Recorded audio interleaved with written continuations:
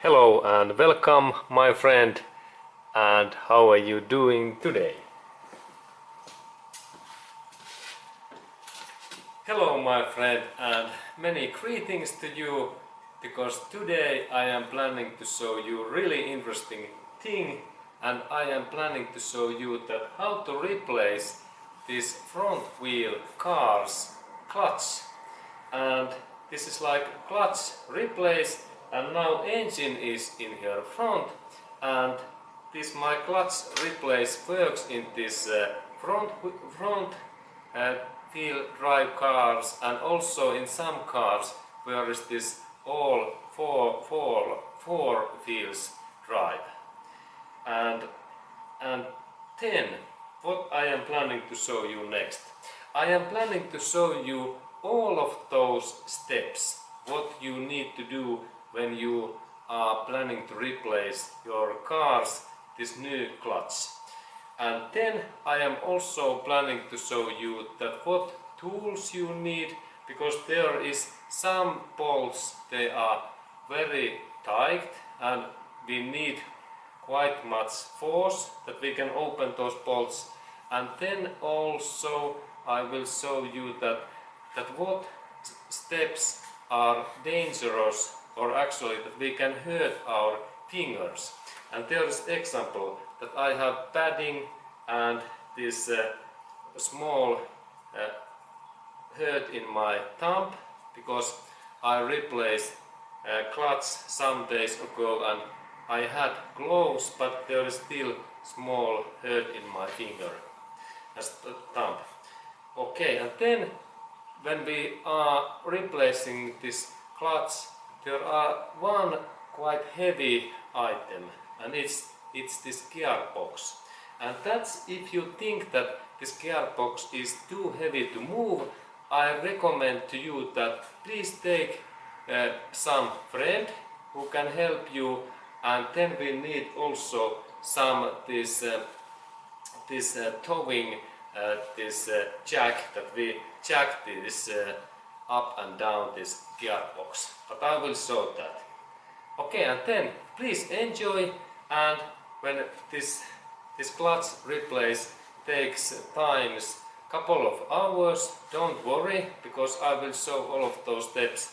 And then the best thing is that if you could replace your car's clutch some way as I do in this my car, you will save quite much money, because this clutch replace cost in US about 500 to 1000 US dollars and even more, and in Europe there is same amount, 500 US dollars, 500 euros to 1000 euros. And also we need to purchase this clutch parts, like this clutch plate and pressure plate maybe also.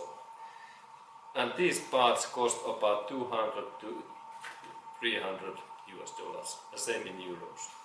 Okay, but then I start this my job, and especially please enjoy and learn more, because I will show you that how it happens, and then we continue.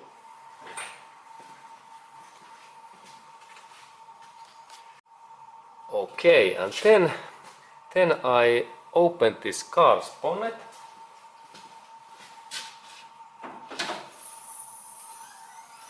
And here is this gas spring, what we can look next closer. Okay, and then when I start to take this gas spring away, I need that kind of quite small head screwdriver, because I am planning to insert that my screwdriver in here, because there is one locking plate and pin what I need to open, and same pin is in here down area in here. And let's go to open those, and this opening happens so that there is this pin position, and then I have this my screwdriver, and I insert that my pin in here that way, and then I carefully move that in away, and this pin opens, and then be carefully, because when I take this pin out, this bonnet hood can be collapsed against our body, and that's keep your one hand in here. It would support this bonnet because this is heavy. And now when I take that when we look in here in that area, I take a little bit closer view, and then a little bit better view also, because this is that in that area you can maybe see better this pin what is in here. And I am now moving this, hey, insert your hand in like support, and this pin what is in here, I move that little bit up, and there's my tool, and then when it's up, it suddenly flies away. Now it's free, and look, it looks like that. And then when this pin is free, I can take this I take again my hand in here, and then I move that spring a little bit in that way, and now it opens. And then this bonnet is quite heavy, and I can insert that in here. Okay, look. And now the situation is that the bonnet is in here, and there is this my gas spring in here. And then I need to of course take this lower part away too, and it means that then we look that lower part, and now I need to insert some supporting in here. Okay, and then I need to insert something between this my car body and bonnet, and here I have quite heavy wooden lock what is dry, and it is quite light, and I am planning to insert that my wooden lock in here. Now I lift up this my bonnet again that way, and then I am planning to insert this my wooden lock in here in some place, and now I insert in little bit thing in that in here. It is like in this position, and then I insert my wooden lock in here. I lift that in here in that way. Cool. Now it's in this position. Let's look, and it is like supporting between this car body and bonnet, and then I take this my that part away, and when I little bit lift that bonnet up in that way, this part opens. Now I can check that how this my security system works, and it works actually quite well. There is this my security system, and then we can go to look at that part in this spring in here, and there is also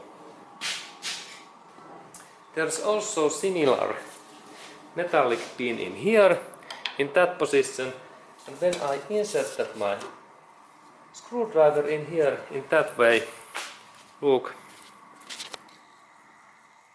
I can easily take that pin out, and be carefully that this pin don't drop in this engine bay area, because then we need to purchase new one. And I insert my hand in here in that way, and then I a little bit move, and then this pin, actually it seems that I need to move that pin in that way. And now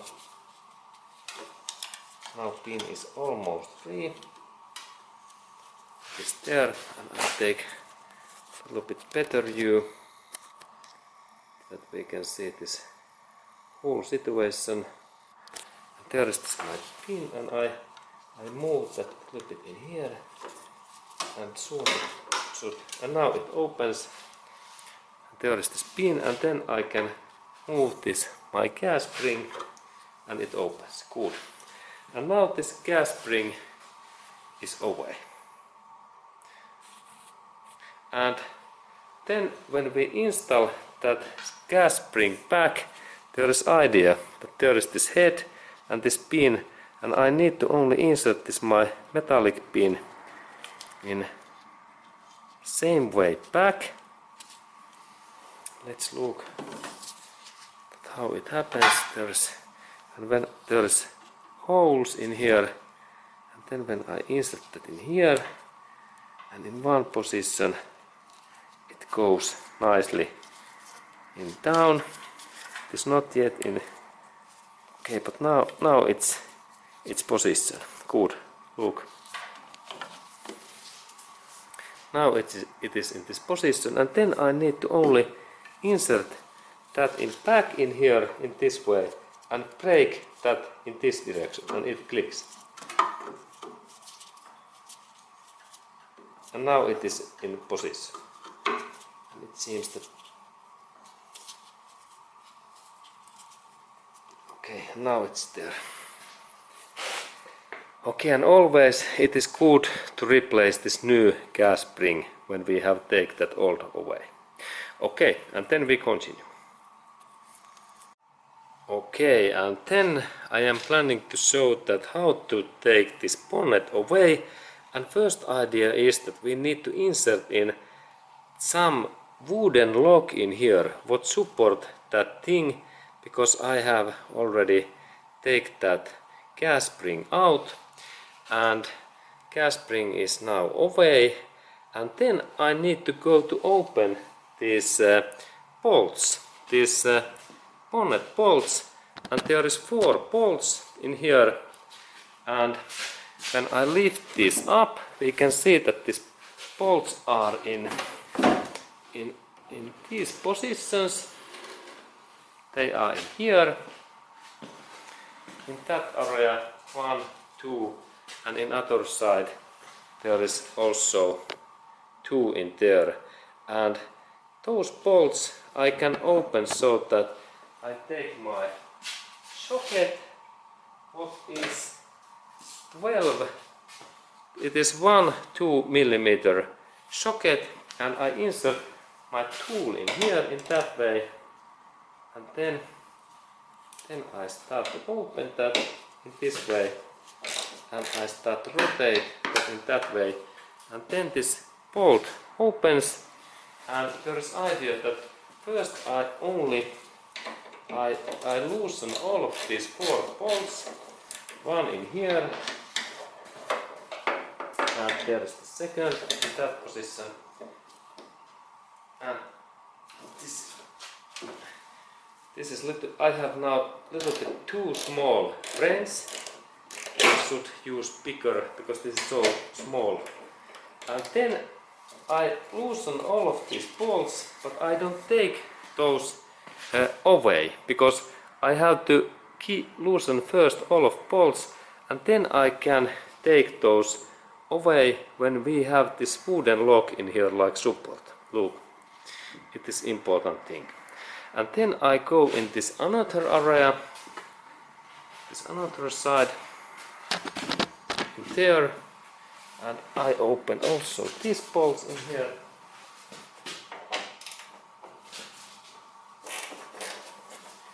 That one and then this one here. And here we have also this washer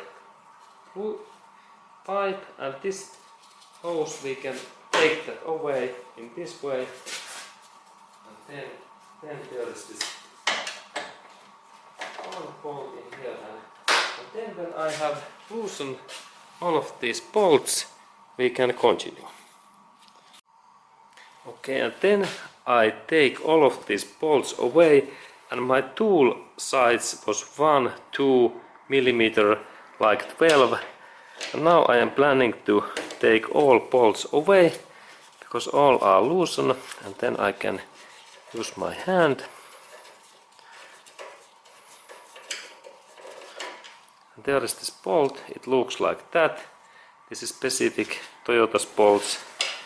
And if we loosen these, we need to go to purchase, and we from this Toyota dealership center. this specific bolt. Do not insert any others. And then when I move that little bit this bonnet, this is easier to. And then when bolts start to be loosened, please keep your hand in here that we don't damage, that we keep that in tight, because there is risk that these metallic parts can take contact against this our car body, and then we have scratch. Avoid scratches. Okay. Okay, there's one.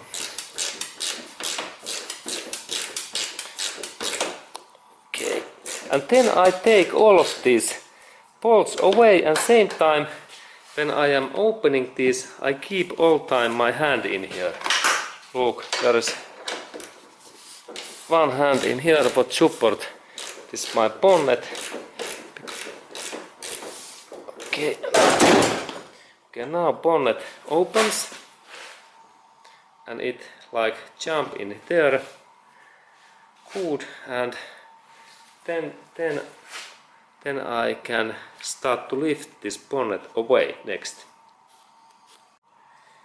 Okay, and then when we are lifting this bonnet out, it is possible to lift by self, but I recommend that we have two people, who one is in here and second is in this another side, because it is quite difficult to lift in that way, but it is possible.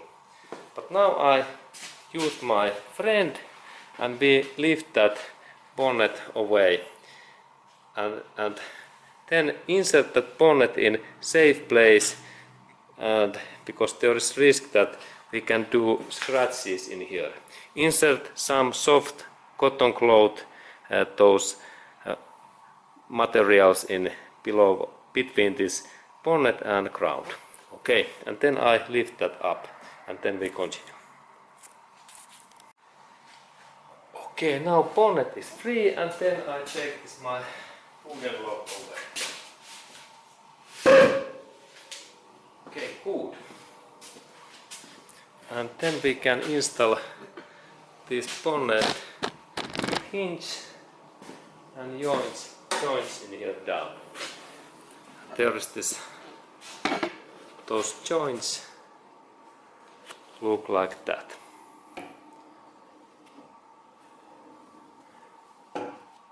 Okay. Then we can continue. Okay, and then my target is this battery, and I need 10mm tool that I can open those bolts, and here is this 10mm socket, and I start this my job so that I take this minus cable first away in that way, and then I insert this here, and then next one is this plus cable in that way, and then I move plus cable that way, and then there is this support bar and also 10mm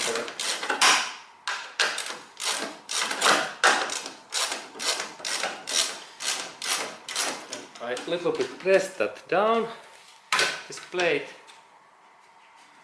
and it is easier to open, and then I leave, there is that one bolt, and I insert that bolt in back in same position, and it's like ready, and then this part opens so that there is this hook, and when I little bit move that, it opens. Okay, good. And then battery is ready, and in that battery there are those hooks, and battery is free. And then, by the way, please insert all of your tools in some box. And let's go to look this my box where I am inserting. I have this black box where I have inserted these parts and bolts.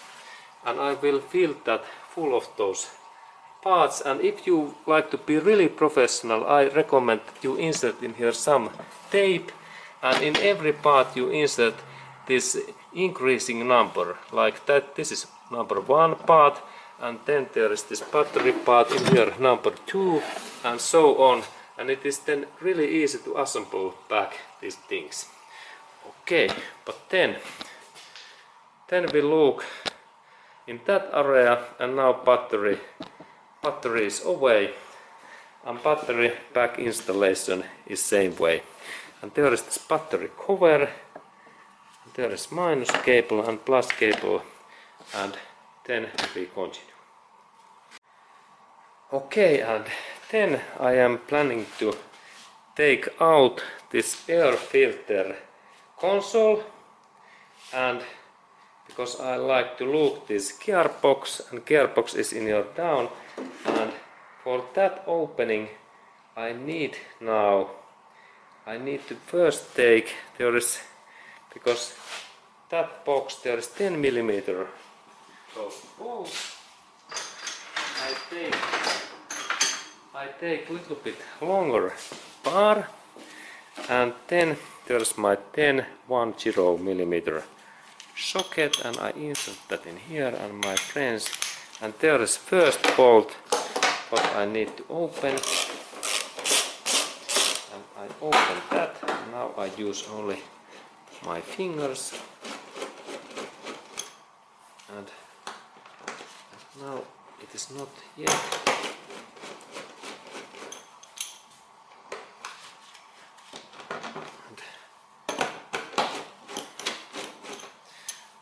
Okay, and it is free, and then there is similar bolt in here, in that area, in this position, and I open also that 10 millimeter, and then I use my fingers.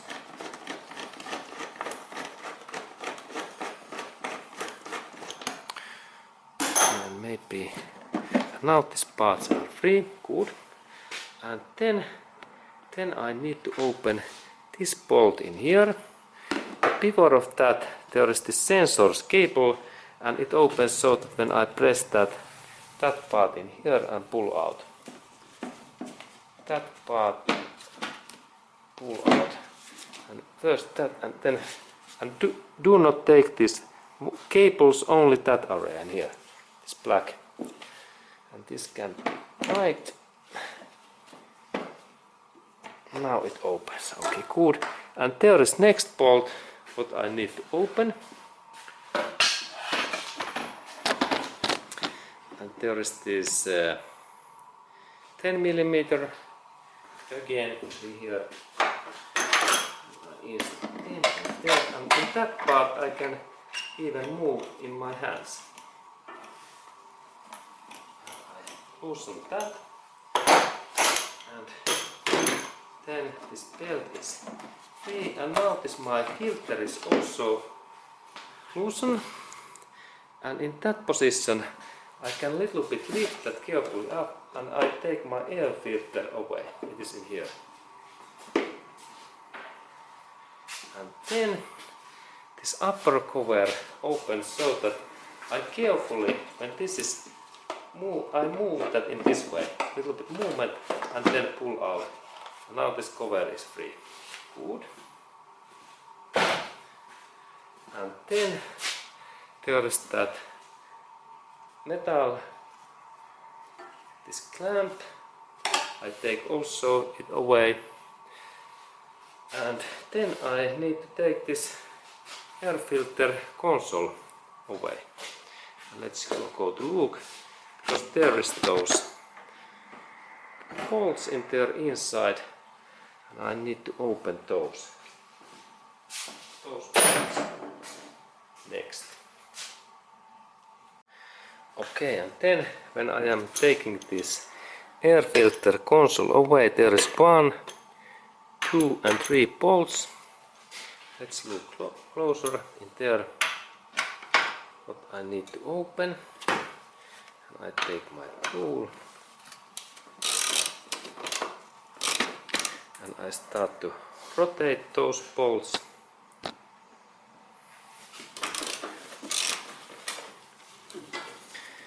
That way.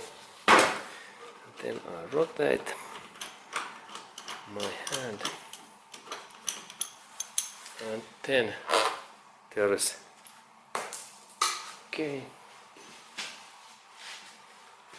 there is that kind of bolts. Then I take that second bolt. I loosen that, and also in here is one. One is there. And I loosen also that bolt. Then I can use my hand, because hand is faster.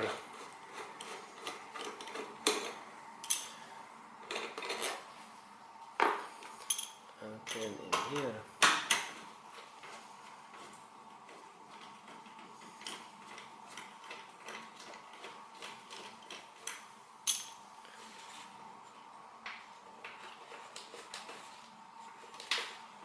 Okay, and now all of these 3 bolts are free. By the way, I insert those bolts in that position. This is quite nice support area. And then when the bolts are free, I can carefully little bit lift that up, and look that there is one inside hose in here, that one. But I need to carefully move, and now this my cover is free. Okay, cover is free. Good. And cover looks like that. And then we continue. Okay, and then I take this intake air hose and this tube away, and there is again 10 millimeter bolts in there, and I open those.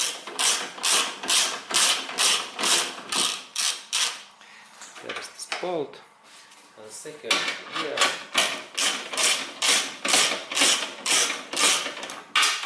And now this hose is free, and I insert these 2 bolts back in these same positions, and they are like ready.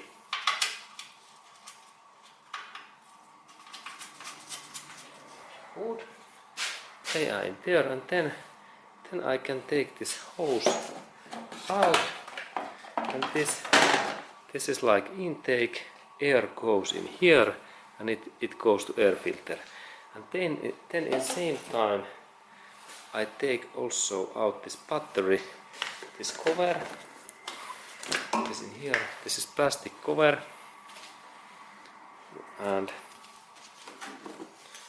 then we can continue.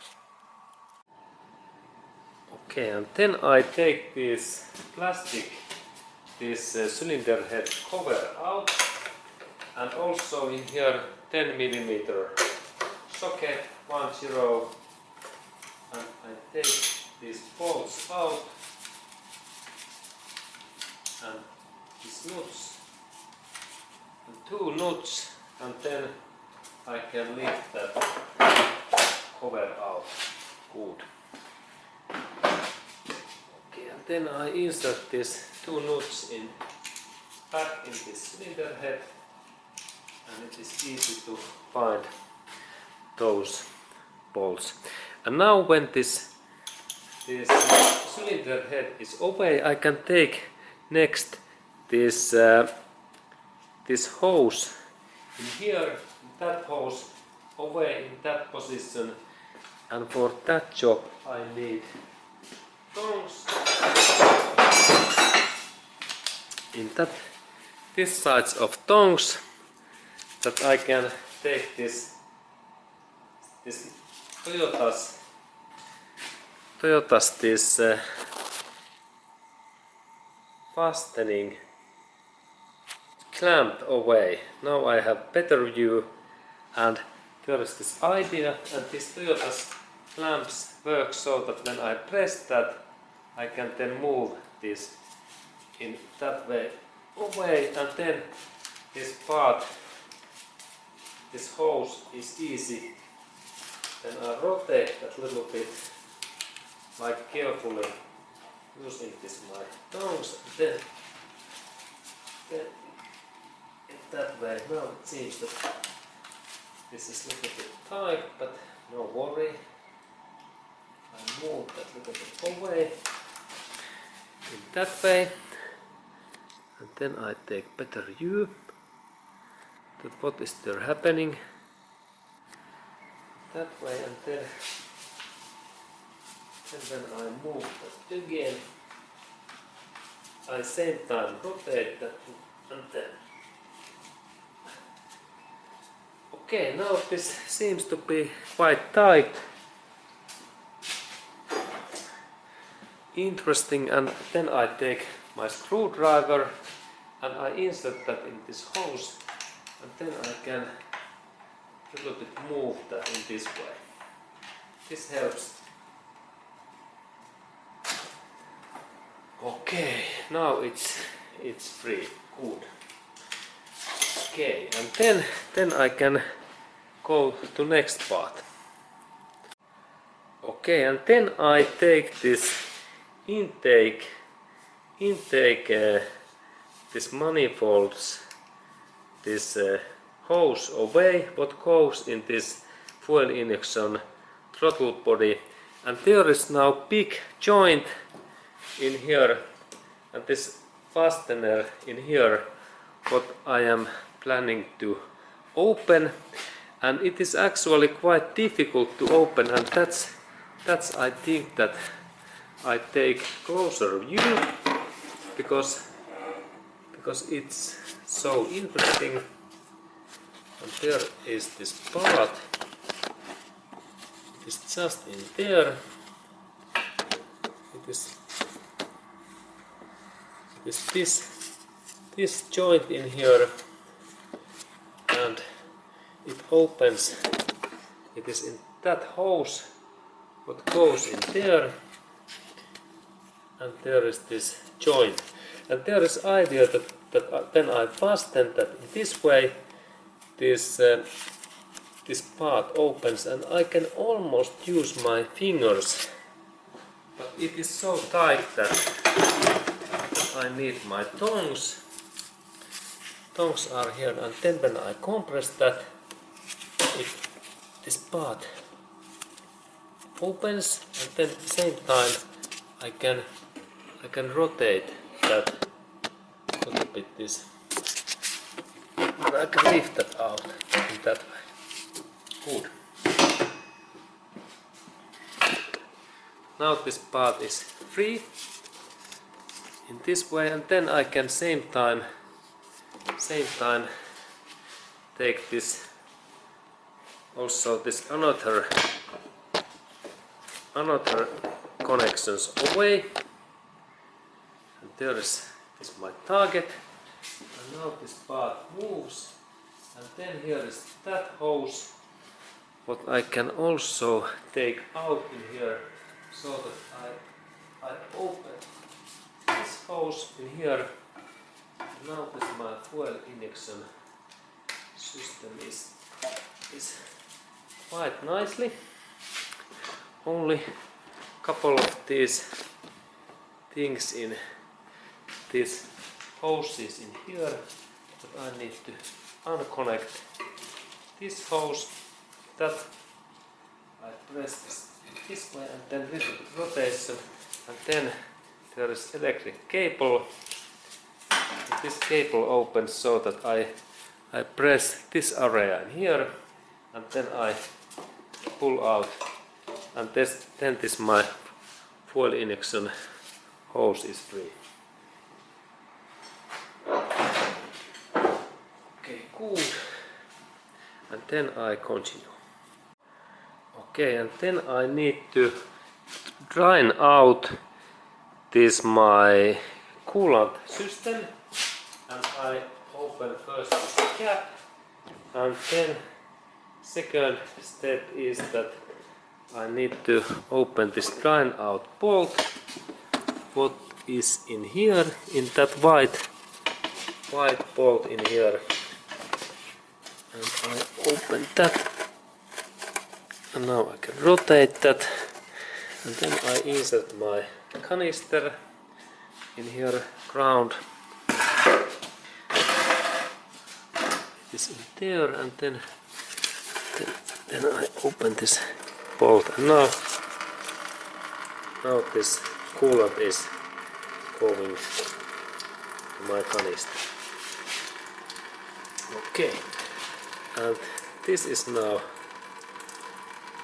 working, and then I can take in the same time some of those engine coolant hoses away, like in that one,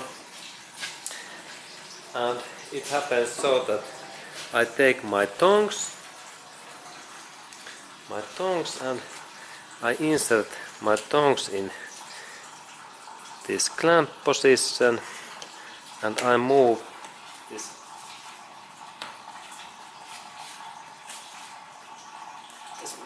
clamp in a little bit far away.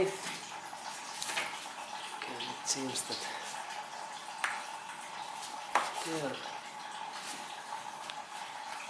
in here, in that way, and then carefully I take bigger area and I carefully move that in this way, like release, and then a little bit rotation, and this part opens, and also in here same idea, on that side, that place.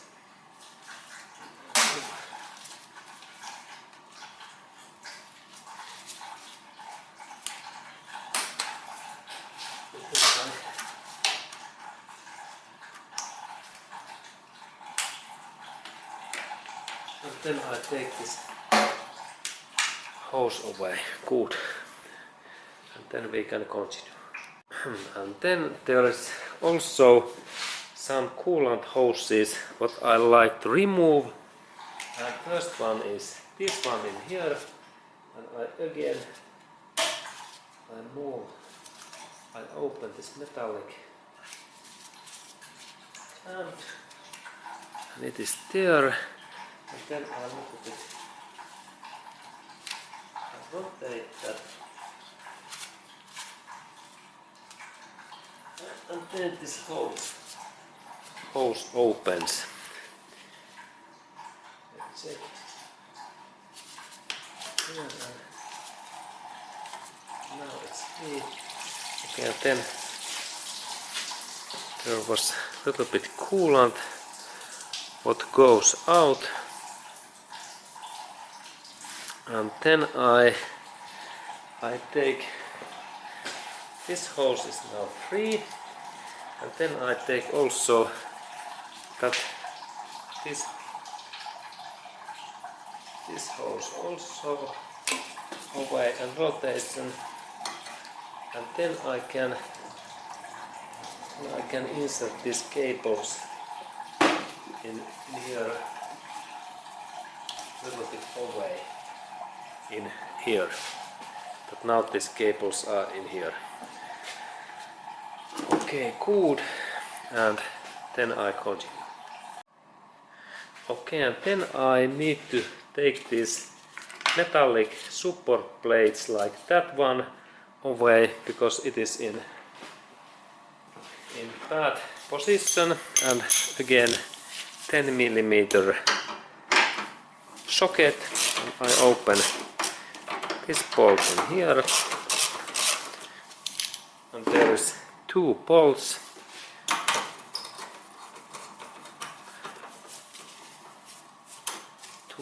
in here.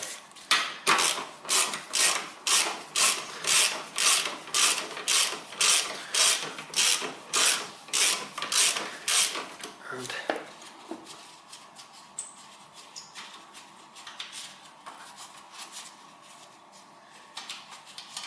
okay, there is first one quite long bolt, and is this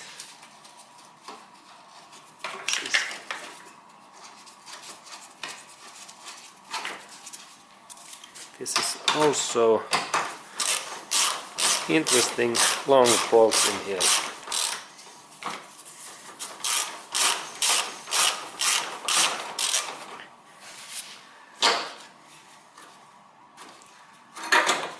Okay, and now this support frame is free, and then there is one plastic canister in here what belongs in this air filter element. It's in here, in that part, and I take also it away.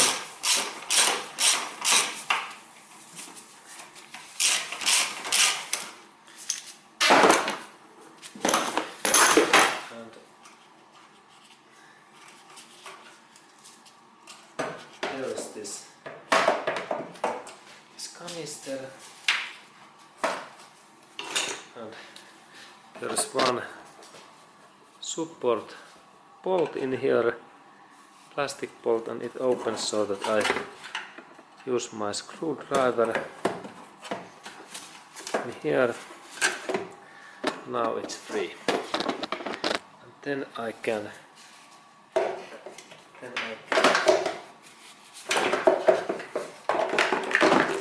lift this canister away, and this canister belongs to this air filter element. Air filter. Okay, and then here is start motor and starter, and next I am planning to open it. And first there is this electric connectors, and I open this part in here, and I take that part so out that I press this area and pull out this nipple in that way. And there we have then this bolt, what is 12 millimeter. It is 2 millimeter, and it fits in here, in there. And I take this my Talkware friends, and this is like mine electric plus cable, and I rotate that little bit.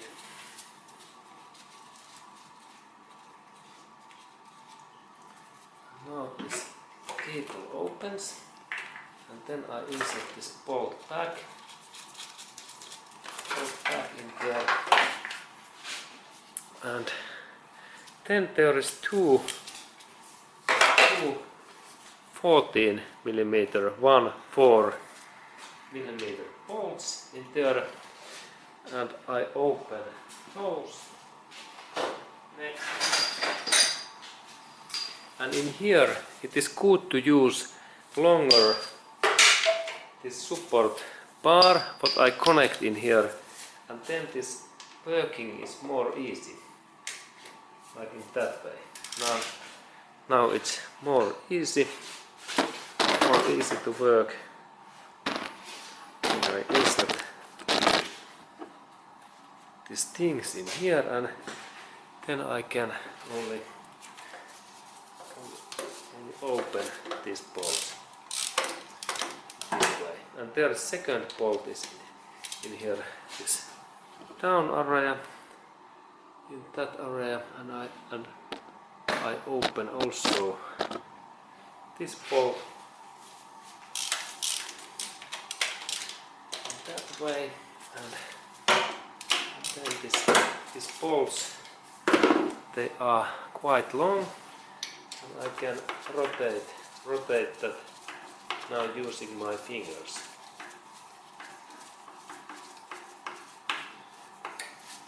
Then when I rotate that, this bolt is quite long, or actually it is not so huge long. And then there is the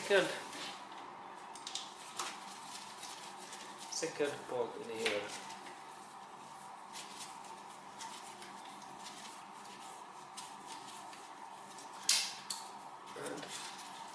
Let's look.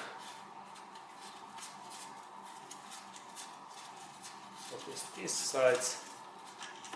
This is similar. Okay. And now, when this start motor is free, normally this start motor can be very tight, and that's be very carefully that you don't damage that. I take also this part here also away, and because this is quite tight, and let's look that if I carefully hammer that my starter, it could be open, but be very careful, because it happens to myself that I have damaged and I have broken one of those Toyota Camry's starters, especially in these new VVTi engines, because it is so tight.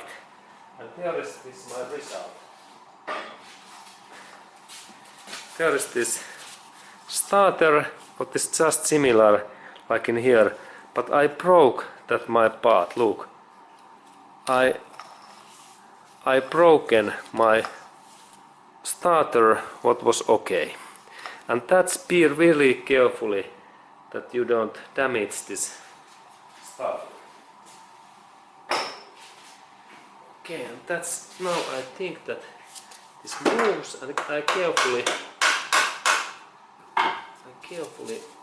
this moves now.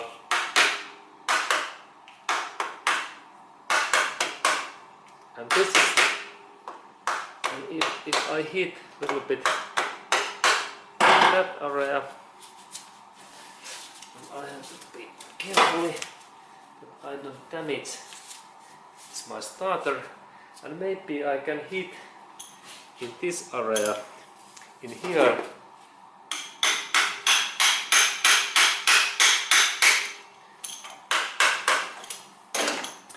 This is difficult to take out. Okay, maybe I can use my screwdriver.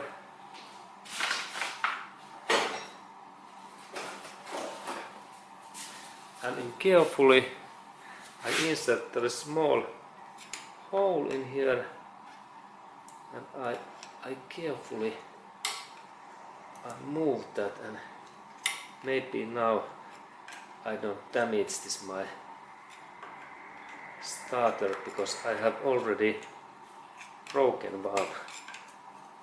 Now it seems that it comes out, but this starter is really tight, and if this goes broken easily, it is not nice. Now it goes okay. Now this my starter is free. Okay, excellent. And then the starter is free, I can continue next. Okay, and then I need to take all of these cables what are in here.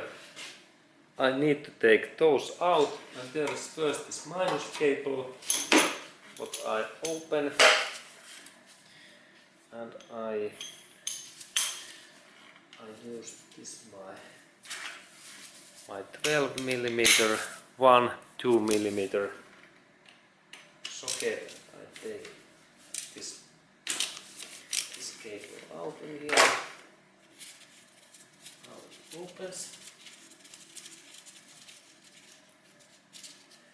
and there is this minus cable in here, and I let this bolt in there, and I insert now a little bit tape.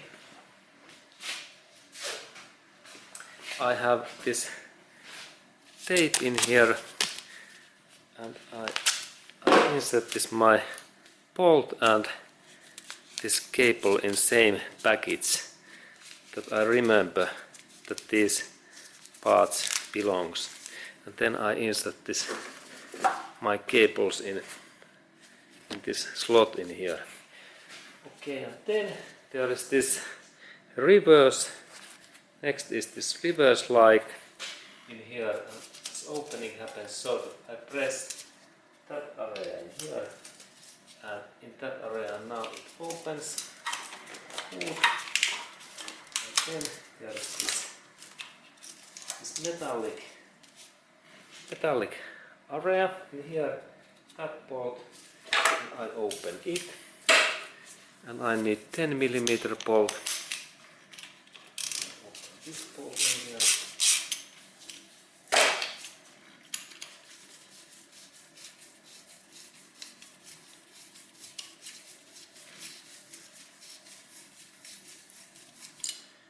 Okay, and now this bolt is free. And that part is now free in here. And then I insert this bolt back in this area that way. And then there is minus cable in that wall. I need to take this minus cable out.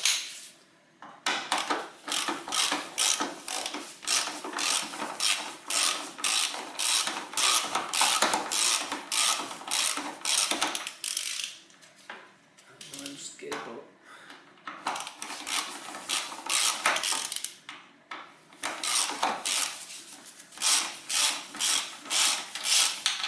Okay, and then I insert the bolt back in there. Same slot.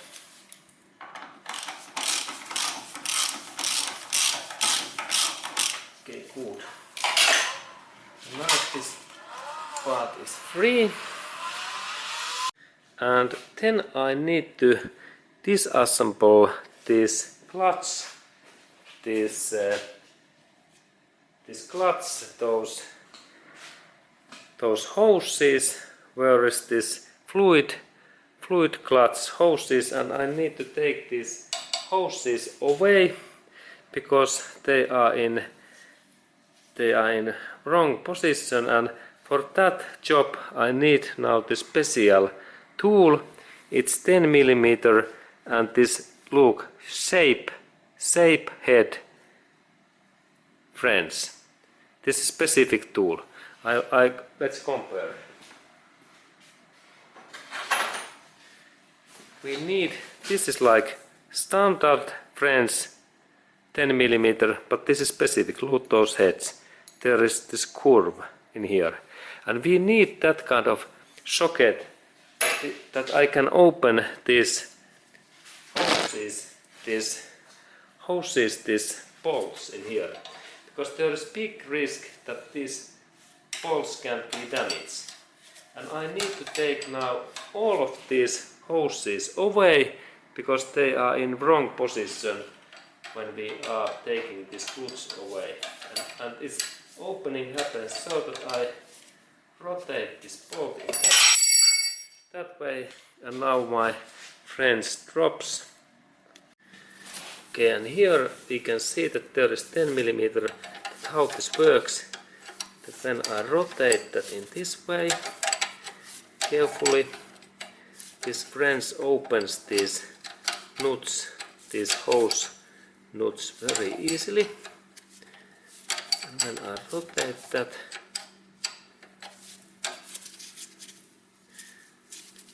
These are tight, and use only that kind of tool in here. There is no amount. Now when it opens, it moves in that way, and then when I open this bolt, this opening happens in that way, and then there is these support bolts in here. I need to open also, and for that job we need this 12mm socket, and I open that also that way,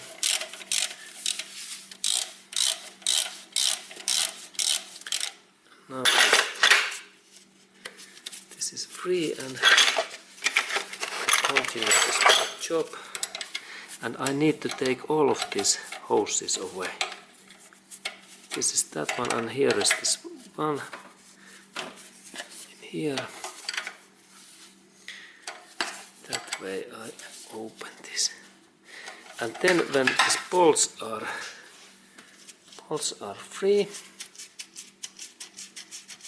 now this opens good, and also in this upper area I can use my fingers. Now a little bit more.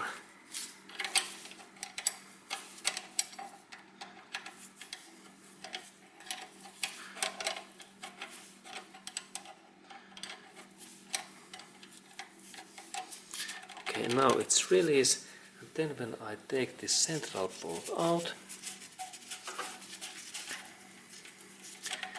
this hose is free. This is the idea, how we take these hoses away. Okay, and then we continue. Okay, and then I continue in that part in here. This looks like to be okay, and there is one support thing in here, and I can lift that part out. But in there is next thing that I need to open, and let's look that area next. Okay, and then there is this interesting metallic clamp in here, and for that purpose we need tongs that we move that and we pull out this plate. This is like locking plate. And then there is this my hose, and I take again my 10 mm, and then I start to open that.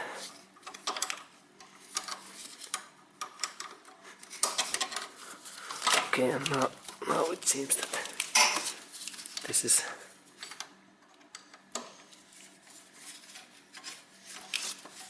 actually, it seems that I need to insert this locking plate back, that I can open this bolt. Locking plate back, and then a little bit hammering, and then I can open this bolt.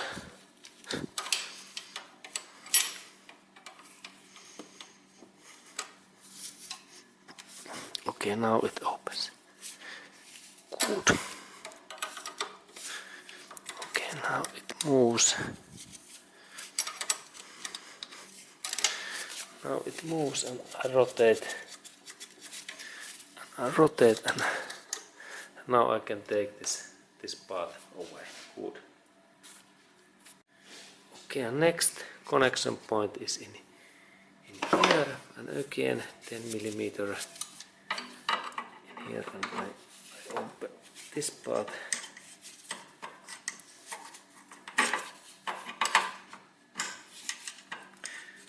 Now it is free,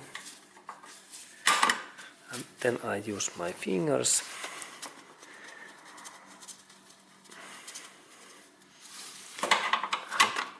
Again, a little bit tool.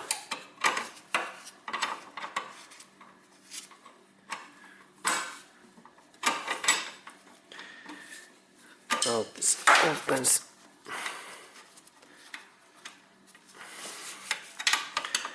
This is tight.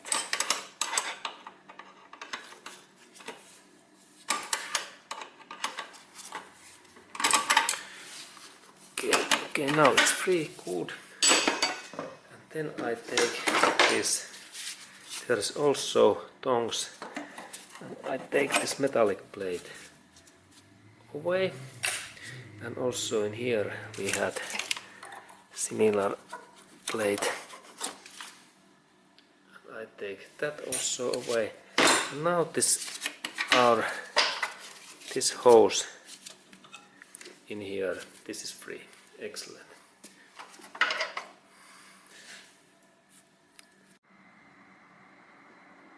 Okay, and then my next job is to open in here those all of those metallic bars what we have in here, and I take a little bit closer view that what I am meaning.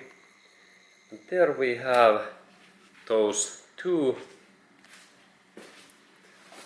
First one is this metallic support bar, and for that opening I need this 10 millimeter socket, and I take the socket in here, and there's my 10 millimeter, and I install, there's two bolts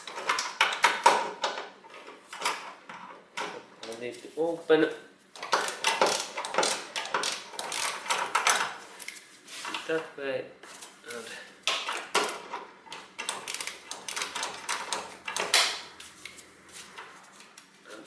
there's one bolt.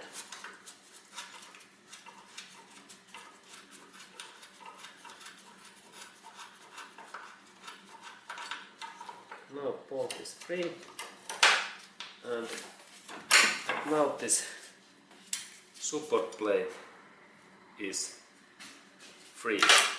And then there is next part what I need to take out is this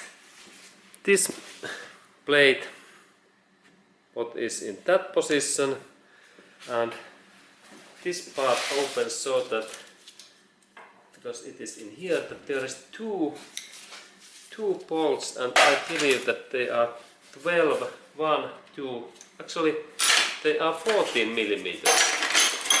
They are quite big, and now I use a little bit longer tool. Look, this is now a little bit longer, and I am using so long like in that one, and then when I rotate that, I can open this bolt in here, and size was 1/4, and there's two bolts, and actually there's only one. There is this kind of support frame, and then I can continue.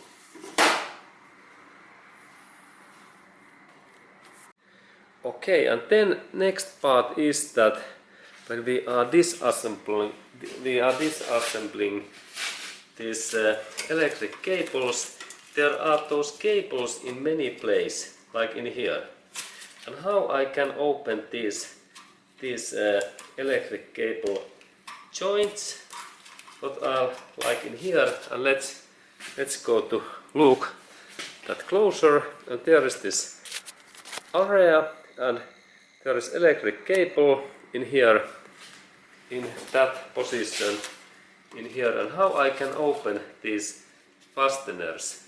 There is idea in these Toyotas, these plastic fasteners like in that one, and also in here, that we need to press that side in here, and then this part opens. Like in here we press, and then it opens. They can be a little bit difficult, but let's check in here.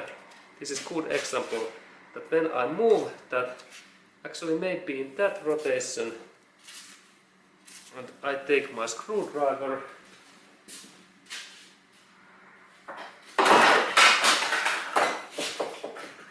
because we need screwdrivers, and they are not so easy to open, even that I have opened those many, they are still difficult to open, maybe in that way. And now, okay, now it opens in that way. but we need screwdriver and little bit force, and then these parts opens. And they are, and in that way it opens in this way. And only little bit work and time and those things opens. Okay, and then next part is to unplug this engine's fuel line, and let's go to look that area. In there is this my target in here, and there is this fuel line hose in here, and there is first this plastic support thing, and it opens so that I only press a little bit my finger and I lift that up, and then this part drops. It drops in now in ground, and I take that later.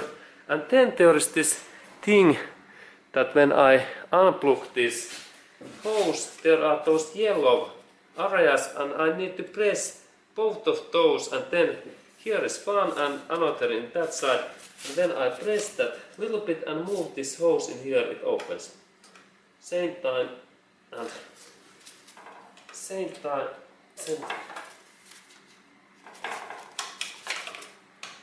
Oh, and there is, now it's free. And now there is fuel coming out and be outside, and then there is important thing, because there is now any fuel filters that we need to protect those hoses. And this protection happens so that we have some plastic bags like in here, and tape, Scott tape. There is my Scott tape, duct tape, and I insert this small plastic bag in here inside, because we have to be very carefully that no any sand goes in these fuel lines, because otherwise our fuel injectors are stuck and bad. And then I take a little bit Scott tape and I insert in here this joint. Okay, and now this part has been protected, and then second plastic bag in this another line in here. In that way. And then I need, of course, a little bit Scott tape, that this my connection is good. Is here, and then a little bit connects good. Now this line, it has been protected. Good, and then we continue. Okay, and then I like to take out these gearbox cables what are in here. There are two cables, that cable in here and then that cable. And this opening starts so that I need tongs. And here I have my tongs in my hand. And with these tongs I can take this metallic pin away. And this pin's location we can just see in here. And when I take my tongs, I can pull out this pin in that way. And there is this pin. Look, this pin looks like that. It is very small. And then there is second pin, what is also, it is a little bit hidden. It is just in there, and now I can take this pin out in this way. Pull out that. And here I can insert my hand. And now the second pin is also free. It is in here. Okay. And now these pins are away, good. And then when we go to look this closer, I can show that what I do next. There is this my target area. In there. And next I need to take out these what are these support plates in. Let's look at how a little bit more in here. And now we have good view, and in here I take first there is this plate.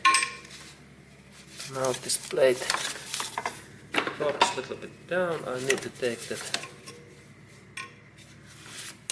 out here. And I have a magnetic head. This is, okay, there is this plate. Good, now I have this plate. And then I can take this full package in this cable out in this position. And same thing in that one, there is also plate. And then I can take this gearbox cable out. And now this is free. And then we have more complex thing to do. Because there is two locking plates. What we can see in here. This plate. And for that thing we need tongs. And this can be quite tight plate. And that's I recommend that you use big tongs and maybe some force, because these plates are difficult to open, and we can little bit hammer in that side and in down up, because they can be rusty. In my case I can open that easily. And then in here we have in that area we have similar in here, and I take also it away, and this is, and now I managed to take that out. Now when I have take this out, I can take these cables out in these slots. This is important. And we look in here, and in that position there we can see that now I take both of those cables out, and they are in there. Okay, good. And now when we look in there, we can see that now those gearbox cables are free, and this gearbox system I can continue in next task. Okay, and then next job is to take this engine's front mounting bolt out, what is in here, and for that job I need now this 17mm socket, 1/7 is sides, and then also this my friends and longer bar. Look, there is idea that now we need to have a little bit longer tool what fits in here, and when this is in that area it is easy to open because I can move in way, and then this bolt opens. I can rotate that, and there is specific Toyota's bolt, and soon I can take it out, and there is, it looks like that. It is this kind of bolt, and now this mounting is free and we can continue. Okay, and then I need to take these wheel and tires out, because I need to start to disassemble this drive shaft and ball joint area, and that's I next open these wheel bolts, and for that job I need this 19mm socket what is in here, and when I use this 19mm socket I can take these bolts out and and when I have taken this wheel away, we continue that job. Okay, and now when wheel is out, we have interesting thing because there is this drive shaft bolt in here, and we need to take that bolt out. But before of this job, when I insert a little bit more light as there is situation that in here there is one metallic locking this dent in here, and I need to take this small dent when we look in here. I take a little bit more light. There is this small dent in here, and I need to take this dent away, and that's I need now tool, and I need this metallic, this sharp spike, that kind of tool, what is like hitting tool, and when I insert that in here and I hit my hammer, this dent becomes out. Look, it happens. There is this my U in there, and then when I take this dent out, I can then open this bolt. This is like locking dent. In that way, and I check that there is this thing, there is this my pin and hammer, and then I hammer that little bit,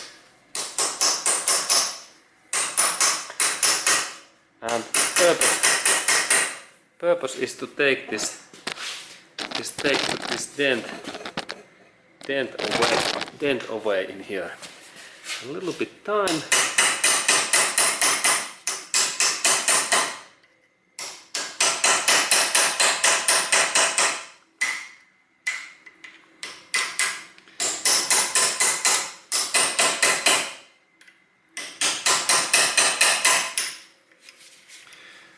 Okay, and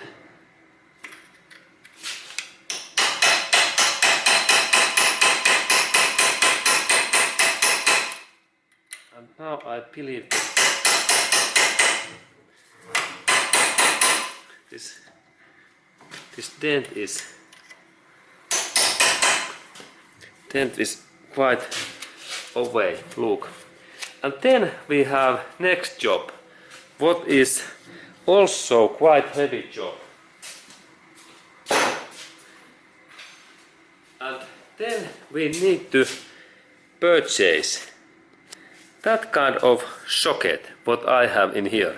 And this socket size is 30 millimeter, or then this 1 to 3 divided 16. This may be inches amount, and there must be these corners. I believe that they are 12, if I am right. 12 holes, and there is this bolt, what is similar in here. Look, and this bolt fits only in that kind of socket. And this socket costs about 5 to 10 US dollars, and same in euros, maybe 5 US dollars.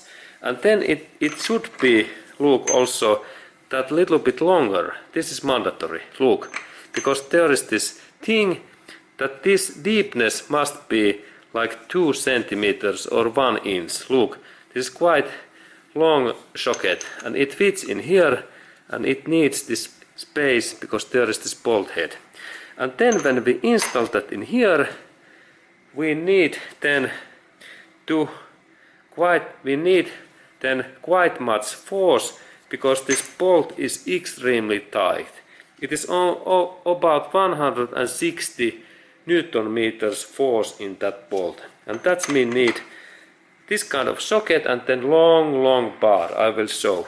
But before of that, I need to install this wheel back in here, because now it is really difficult to take that bolt out, and that's I insert my tire back. And next I show here I take my wheel back, and here is my fill, and it's in here. We can look,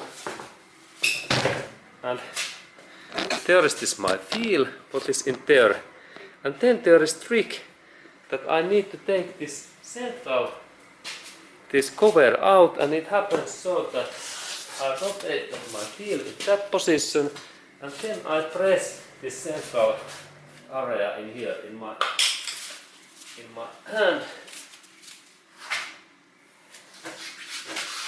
And there is the central part. And then also now we have this hole in there. And then we look in that area. And I lift this wheel back. And I show the idea. There is this wheel. That position. Then wheel back. And now when this wheel is there back, I need to install these bolts also back. And I have to fasten these bolts too.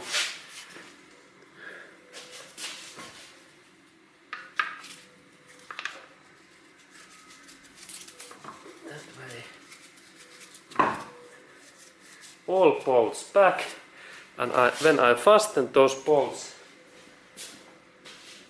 then I can take, this is the trick, I can take this my socket and I install that in here, and then I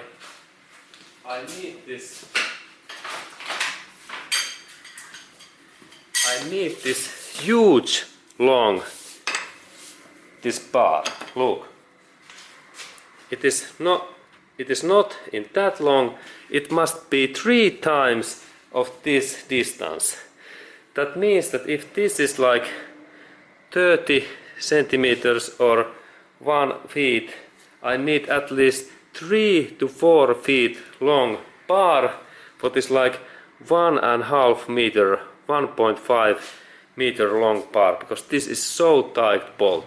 But let's look next when I install this wheel bolts back and I fasten this and I drop this wheel also to ground.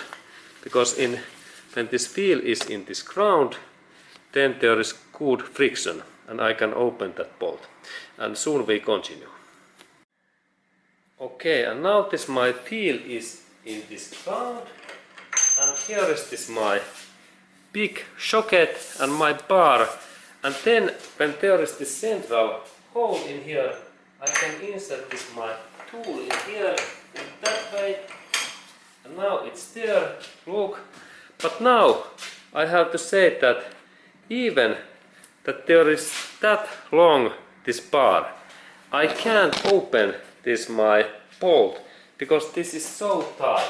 When I move that in here, this is so huge force in this central bolt that I need some extra tools. And look, I have specific extra tool. And this is like heavy duty man's tool. Look. If you are owner, if you have ever drive Ford F250 pickup truck, like heavy duty car, Ford heavy duty F250 or 350 model, you know that there is huge bars in these heavy duty models. And now we need that kind of bar, and this is standard construction steel. An idea is that this must be empty in here inside, that there is this hole, and this thickness must be about 2 mm, this metallic steel outer area. And then I insert in here this that area, and look, it happens so that and we can get these metallic pipes in any steel or hardware store, because this is standard construction steel pipe. And now I show that how I install that. there is my car, and now I only lift up my pipe and I insert that in here, in that way. Look.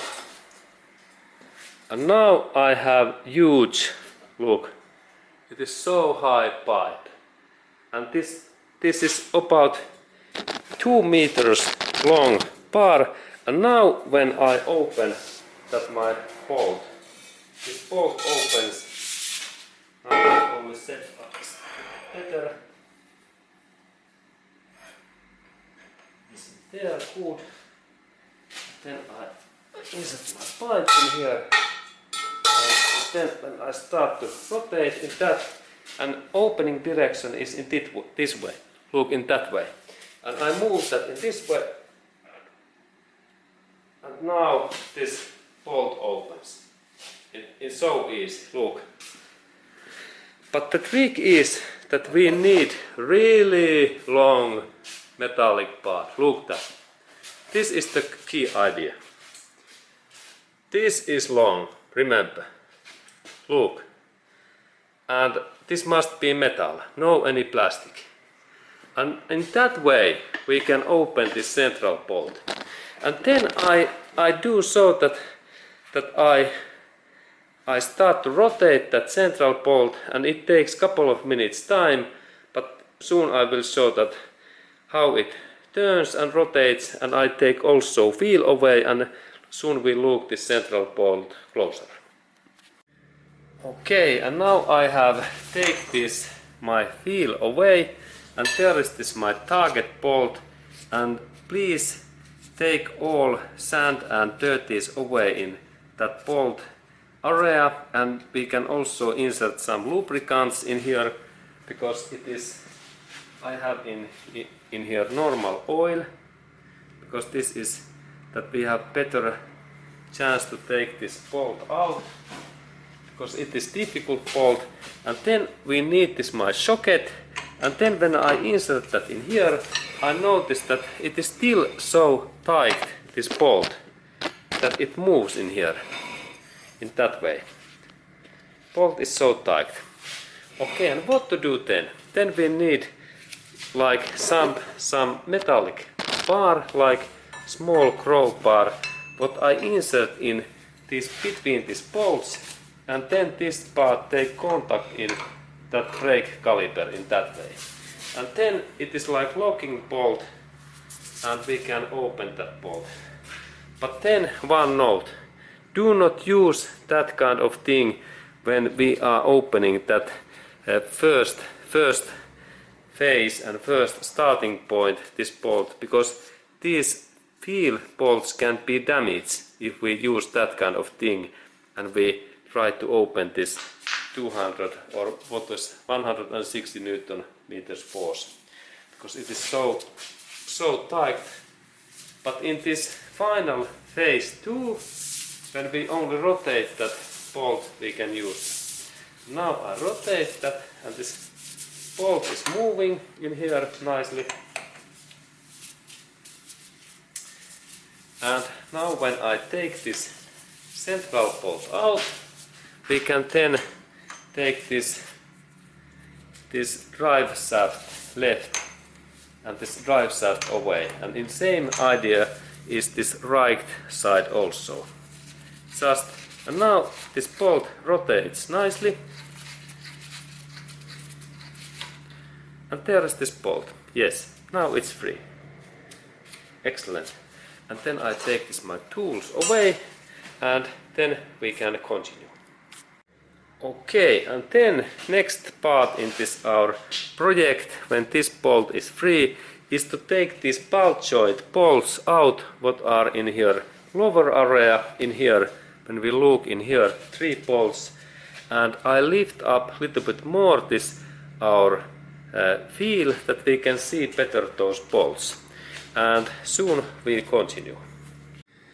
Okay, and now we are looking in here a little bit down, and there is this brake disc front, and then when we look in here that area, we can see there those 3 bolts, 1, 2, 3, and for that opening I need socket what size is 1/7 like 17 and it fits in there. And then also I need now quite long like 1 feet or 40 centimeter long bar, because these bolts are quite tight and quite difficult to open, and we need force. And I start in here and I insert this my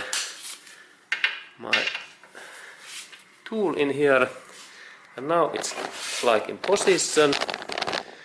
And then when we look in a little bit closer, there is that part, and I insert my tool in here, good, and then in this direction, in that way, is this opening direction, in that way, and now this bolt opens, good. And then I take all of these bolts away in here, in that area, and I first release all of those, that they are free, that way, and then this is free, and then final bolt in that way, and then I can use my socket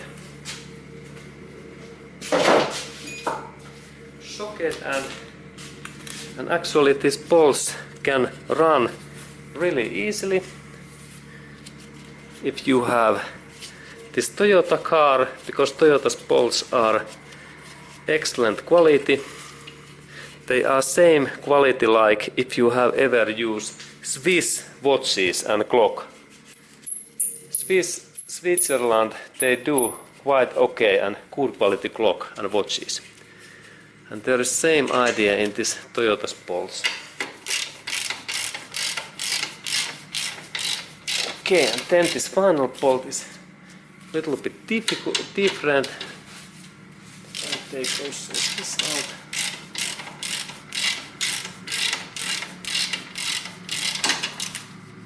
Okay, and there was a little bit different bolt in that last one. 2 nuts and 1 bolt. Okay, and then I need to take that joint out. Okay, and then I need to take this big control arm and this ball joint connection out, and how it happens. That how I can open that joint in here, and it happens so that I need to do so that when here is this my control arm, and there is one hole in here, that hole in here, this hole, I need some specific tool. I need some long metallic bar what is really durable. This is my socket French tool, and or something crowbar or something else. This is my trick, and then I insert that my metallic bar in that hole in here. Look, in this way. It is in here, and there is this hole, and then I need to only do so that when this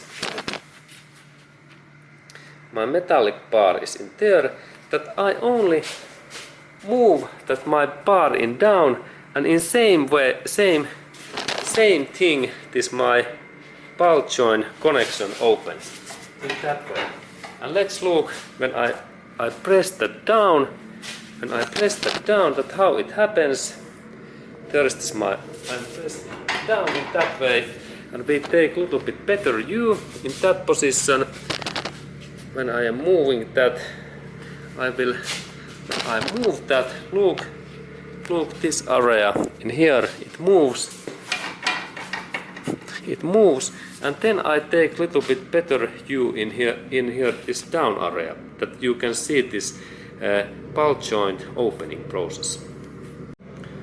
Okay, and here is this ball joint what is almost free, and I need to now take this bolt out in this hole, and now I move my bar, and then this system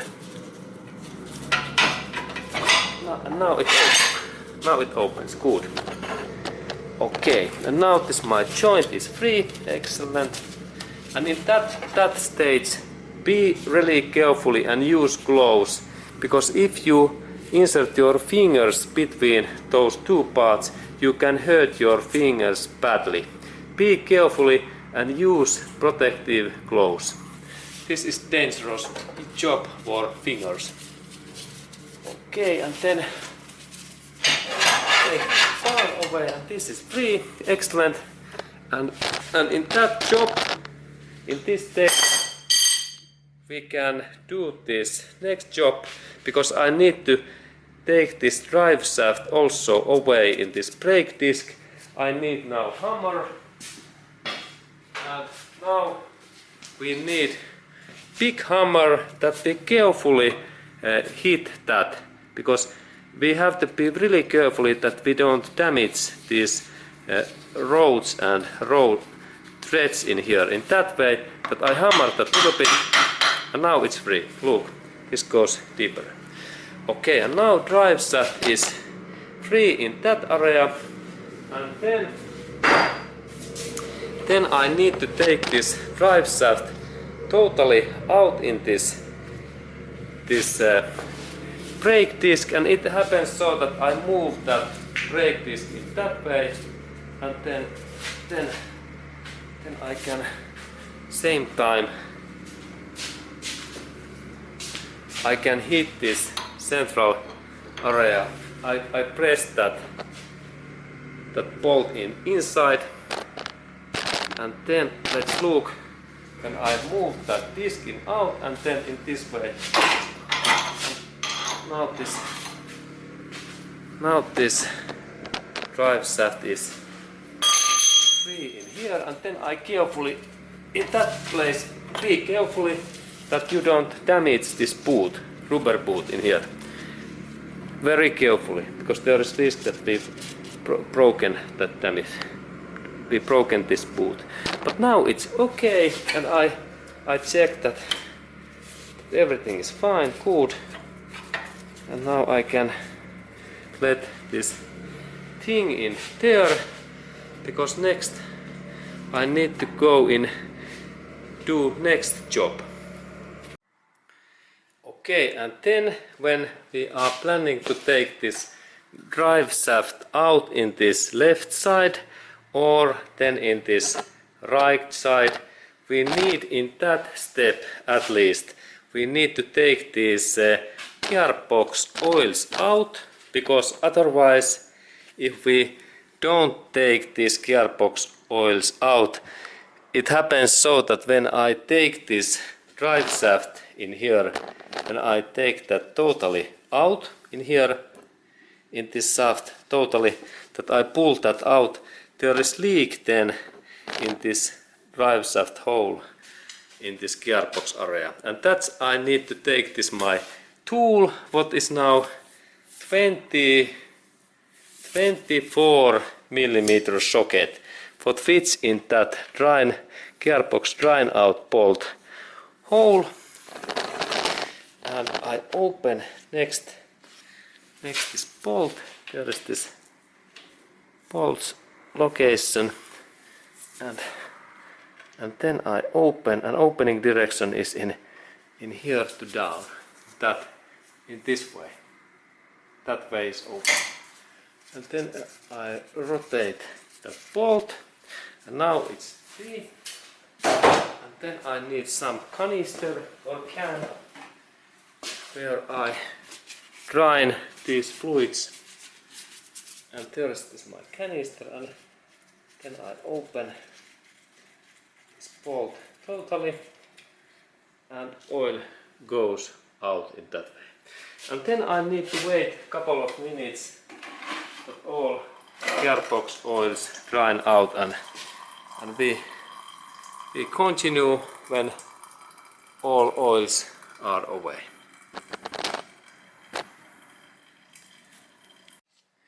Okay, and then when I am planning to take this drive shaft left side out, and now this outer area is free, then I need to take this inner area, what is in here, and let's go to look that closer. because there is this area in here, in that area, and then we need this new tool. And here, when we look, I have now in here this small crowbar. It looks like that. It is tool like that. Or then I have also bigger one, what is like 3 times bigger. And then there is idea that I insert this my tool in this place.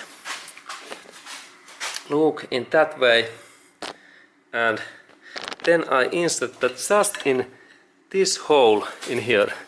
There is a small hole in here, and I insert that in here, and then I only bend that in this direction, and then this gearbox should open. Let's look at what happens. I move, and now it opens. Yes, it is so fast, so easy. This was so easy to take. And then I need to only little bit. We can see that this free, and I can move that little bit out, and now it's ready. And then we go to look this little bit another view that what it looks like.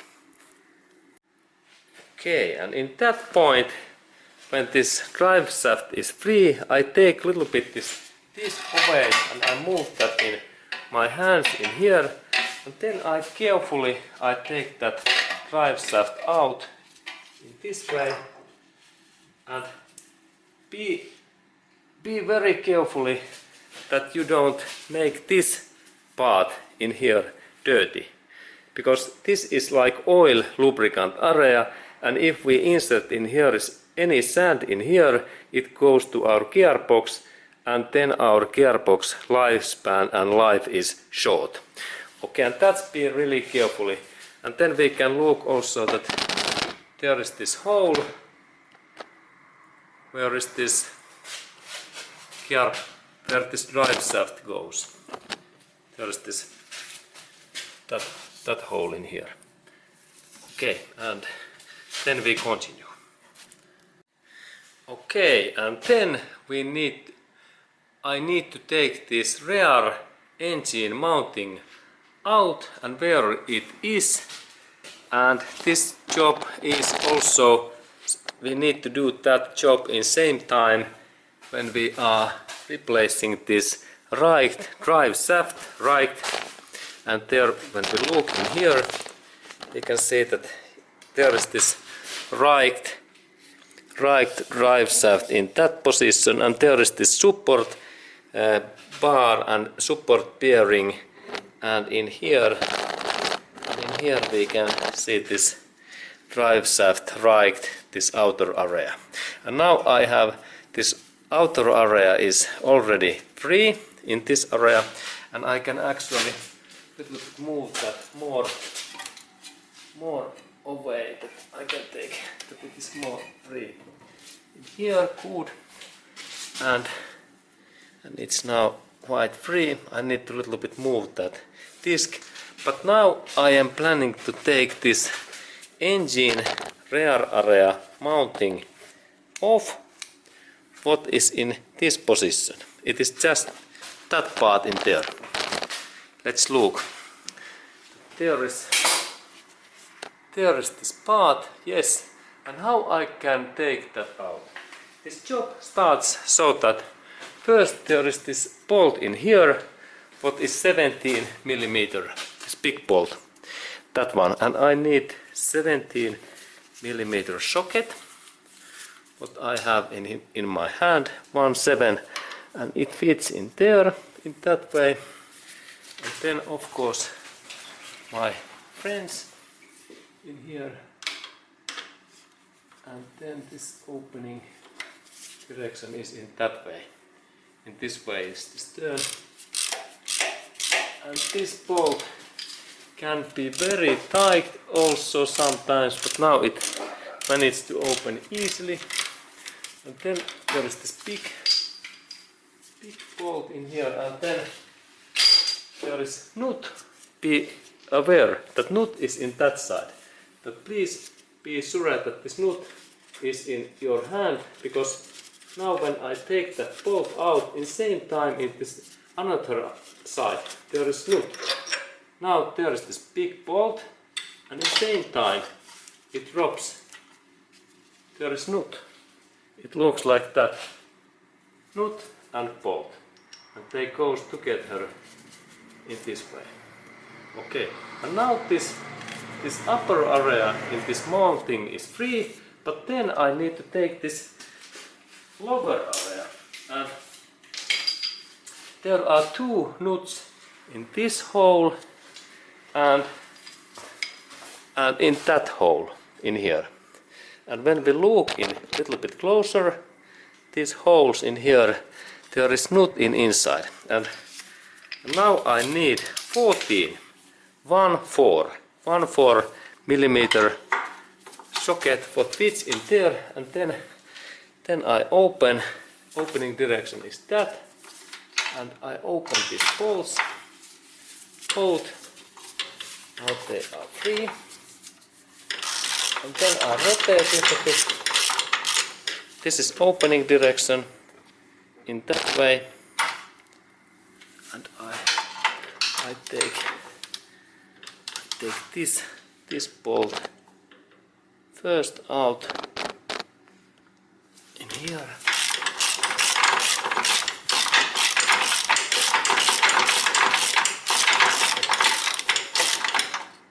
Okay, it's not yet.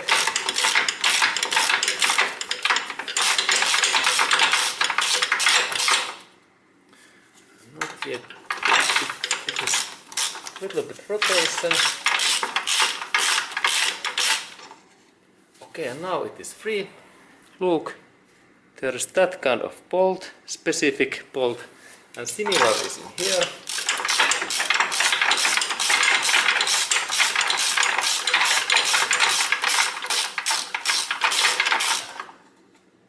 Okay, and it is also free in here.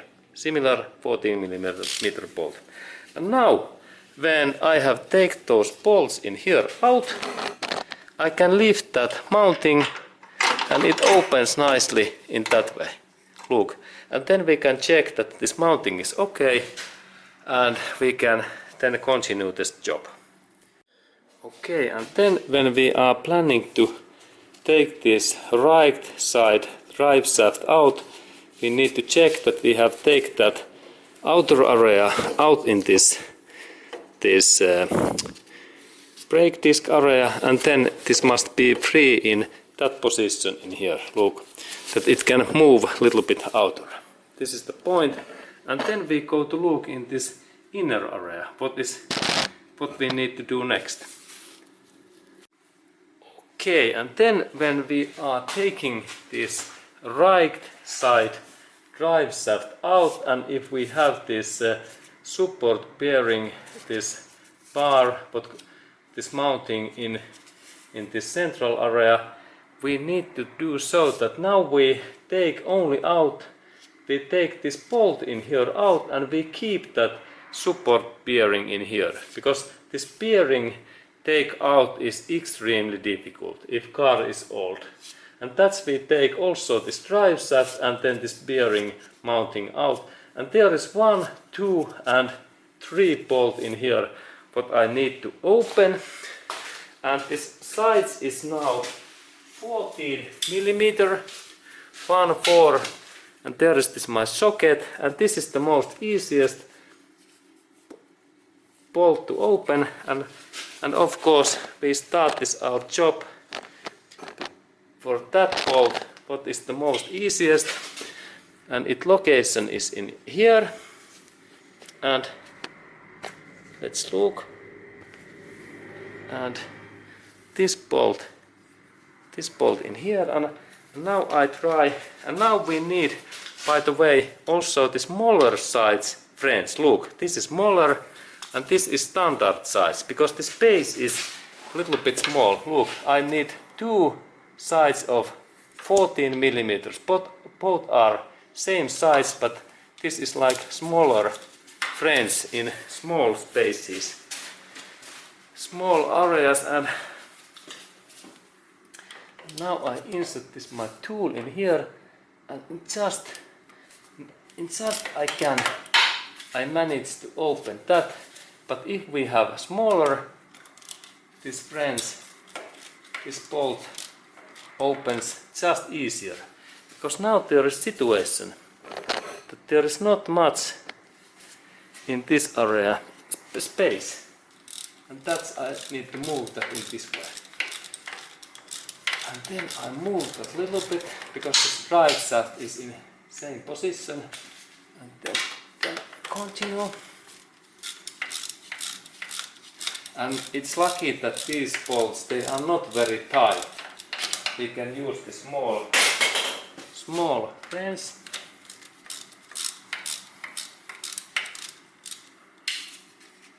Okay, and now this first bolt is free. I use my fingers. It's quite long bolt. Look, there is this bolt. It looks like that. Long bolt. And then there is similar bolt in this upper area, in here.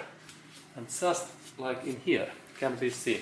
When I insert my tool in here, I need to insert my tool in that way, in this way in here, and in that area.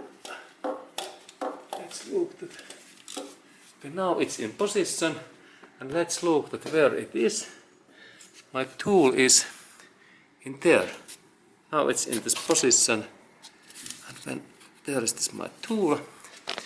And let's look at how I managed to open that. There's my tool, and I insert my hand in that area in here, and then I start to open. Look, and then I can also keep my hand in here, and actually I can use this my tool in here. Now I notice that it is free, but actually I can use my finger, and now I use my finger and I rotate.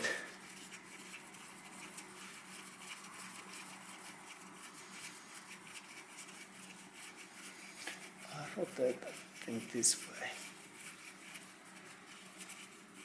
And it is similar bolt. Okay, it is in here. Okay, 2 bolts away, and we have only one left. And the one left, the final one, it is the most badliest, because this last bolt's location, it's really bad. And let's look at where it is. Its location is, when we look in here, it is just hidden in here down area, in here. And let's go to look that how I can open that, and this, because it is very hidden just in this area, this hole in here in down, and I need to look in here side area next. We take new view. Okay, and now we are in this right area's brake disc area, and then when we look in that hole in here, where is this drive shaft area, we can see that final bolt. And this final bolt, it is like almost hidden, but its location is in, when I saw it is in here. Now I insert in that way there, and I can insert this tool in this way, and now it fits in right in there. Look, now it's there. Now it's in this position. And now I take a little bit more light that we can see that. Okay, and now I have more light, and we can see that there is this my tool in that position in here, and then this is my tool, and when we look, there is this bolt in that central area. You can see. And this bolt is the most difficult to open, but if we have small wrench like that one, and then I move that in up, and let's look at how it happens. open that. Let's look. Let's look that can I open that easily. There's now light. A little bit more light. And we can maybe see that position. Okay, good. Then I insert my hand in there, and in up area, yes, and I just managed to open. And look how small this movement is. Look how little bit I can open this tool. Okay, and this takes a little bit time that I open that part. But let's look how it happens. And there I move. Now I think that we need to take a small break, because I work this couple of minutes, because this tool's movement. This bolt moves, but it is, and look this area, this is very small area, and that's we need that kind of small tool. But I can move that, and I open that little bit, and soon we continue. Okay, and now I notice that I can use my finger, and I can rotate this bolt, and soon this bolt is free.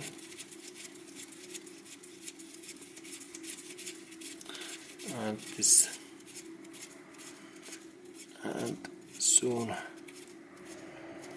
I saw also light. You can see that what I am doing in there. What I am doing, sorry. A little bit bad position. Okay, now we can see that I insert my hand in here, and then I rotate it. Good, and now bolt is free. Look, excellent. Bolt is free, and now all of these drive shaft mountings bolts are open.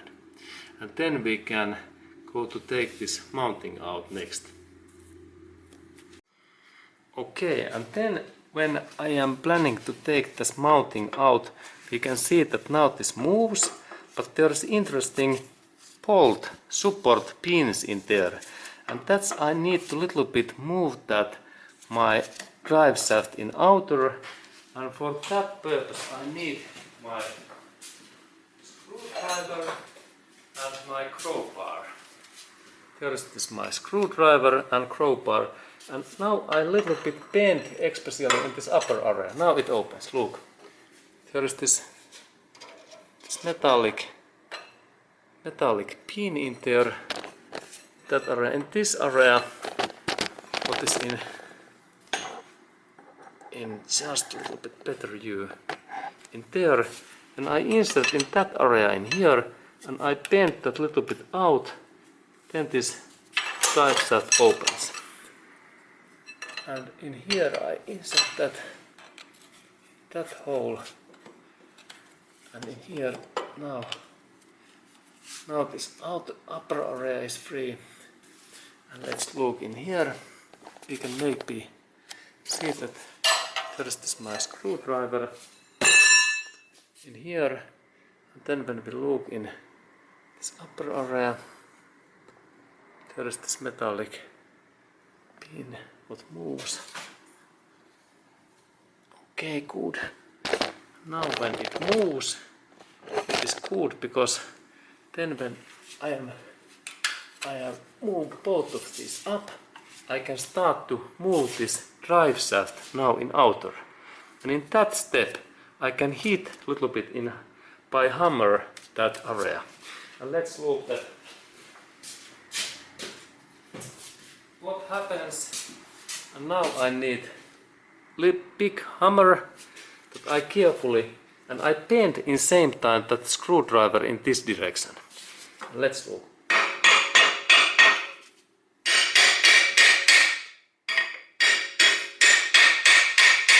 Okay, and now drive shaft opens. Excellent. And because in here we can see that there came that hole, look, in here, and there is a small hole. And now this drive shaft is quite free, and now I can take this part away, and carefully I insert my hands and I lift that in this direction, in here, that way. And I take also, look, I take my hands in here. There is this, that area, yes, I insert my hands in here, in this area, and I keep that drive shaft in here, and second hand is in that position in here, in that side. Okay, let's look at what happens. There is this my drive shaft, and then I carefully. Okay, now good. And now drive shaft is more free in that hole in here. Let's look.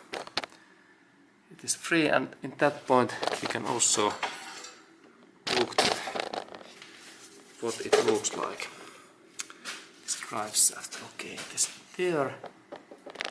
And in that area. This area is also okay. There is this area is free.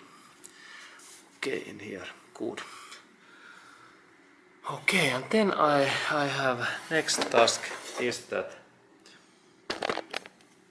I need to move that whole package out in here. And it is a little bit difficult job, but let's look at what happens when I start to move that out. And there is this drive shaft is in here, in that position, and soon we'll look in that area closer. Okay, and here is this brake disc, and then when we look in little bit up, and especially in that area, there is this drive shaft. It is in here, and it is in that hole in here, and then I am planning to take this drive shaft out. That in here we have one rod in here, and when I a little bit move that my brake disc, I can take this my drive shaft in this area in here. There is this my drive shaft, and I carefully move that, and I need to rotate that bearing area also, that it fits to come, and there is this hole where it is coming, and I lift that, and idea is to carefully move that full package out in here, that way.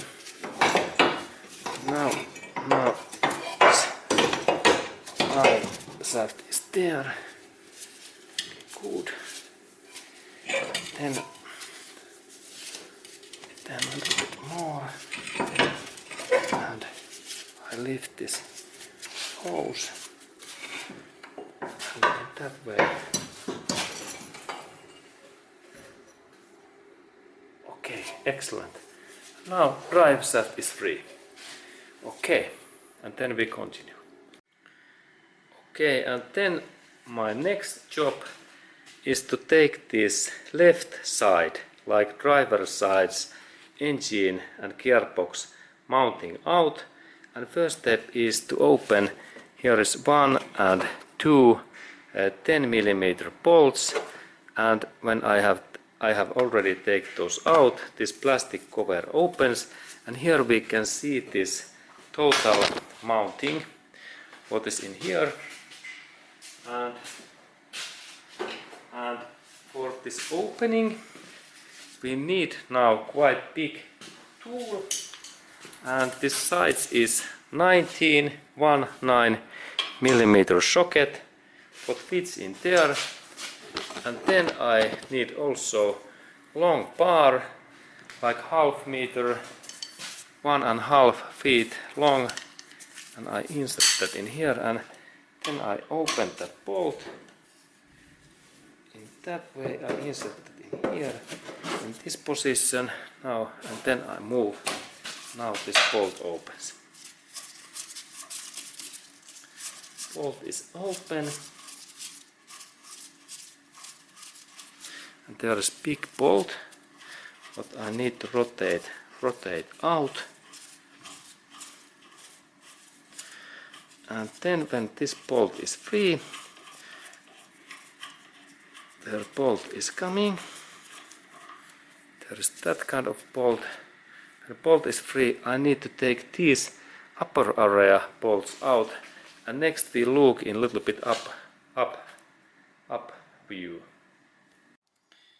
Okay, and then there is 1, 2 and 3 bolts what I need to open, and size is 1/7, like 17 millimeter. And there is this my tool, and I need also screwdriver in here, that I take this cover out in here. There is one bolt in here, like hidden in here, and it's in that hole in here. And then I insert this my tool in here. It's 1/7 millimeter, and bolts are they can be very tight and use longer. This bar is too tight, and in here we have second in this position, and there is final third bolt. Third bolt is in here. And let's do that. I open one bolt. We can see and look what it looks like.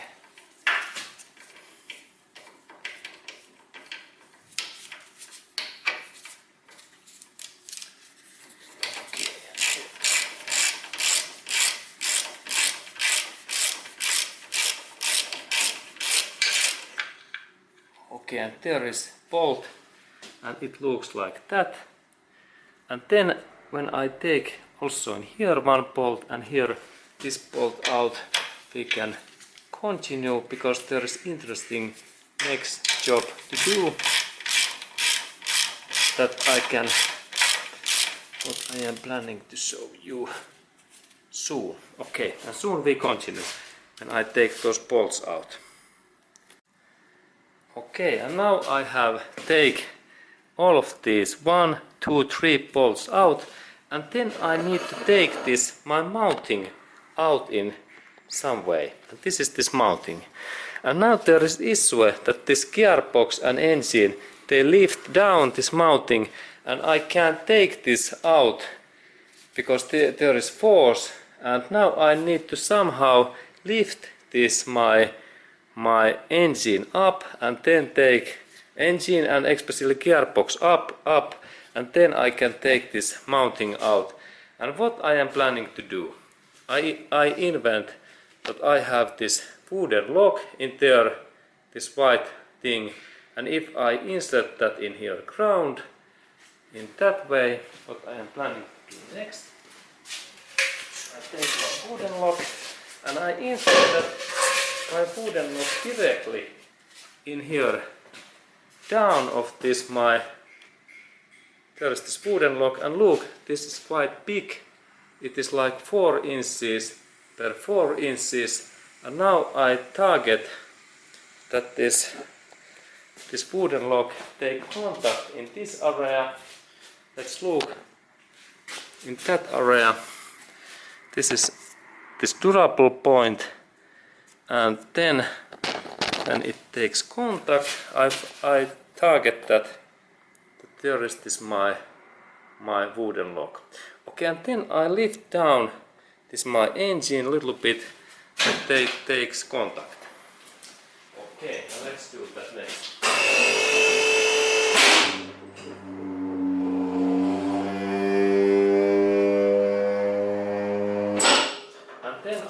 a little bit better view. This is good view, and let's look what happens. And now gearbox is dropping, and now soon it takes contact. Oh great! And now when it takes contact, we can see, hey, now this mounting is free. Okay, and there is this left area mounting, and it's free. Okay, and then I can do so that I can continue, and now I need to lift up a little bit more this engine up, that this mounting take contact. Okay, and now it seems that engine is in that position. Okay, and then we can continue. Okay, and then we have this big job when we are planning to take these all bolts, those connecting bolts out, what keeps this gearbox in here and then this engine in together. And then when we look in here, there is 1, 2, 4, 5, 6, 7, 8, 9, about 10 bolts what we need to open in here, and we need now this 14 millimeter socket what fits in here. And I saw that where are those bolts what we need to open, and I take here this friends that I saw that what bolts we need to open. This is the starting bolt in here, in that one, in this position, and when I insert my tool in here in that way, an opening direction is this, in that way, in here.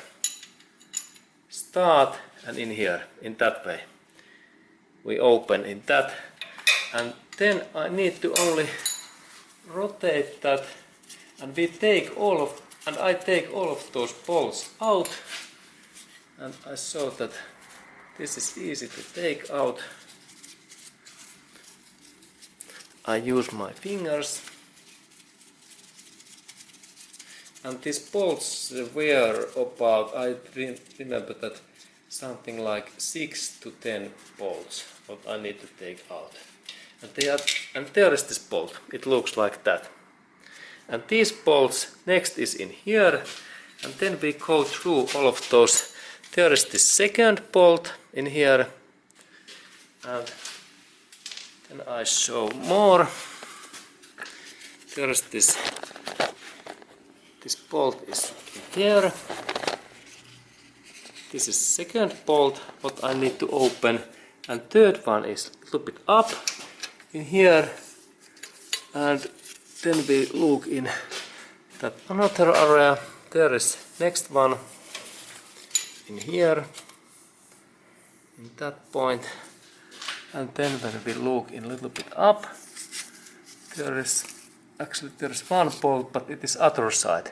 And now we take all of these. One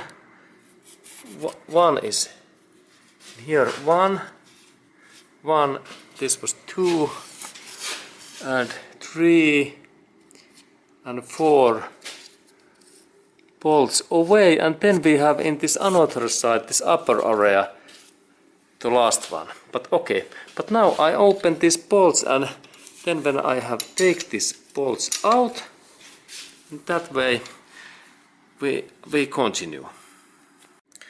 Okay, and now I have take 1, 2, 3, and there is this 4 bolts away. And now all of these upper areas bolts are free, and then we can go in here up area to open this up areas bolts next.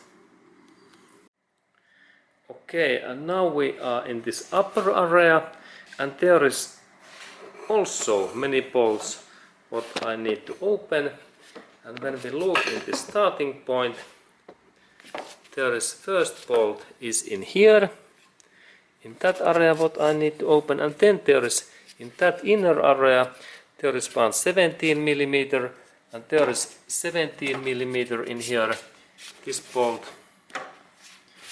and here we can see 17, and then there is also in that area there is one 17 and one 14 and 14.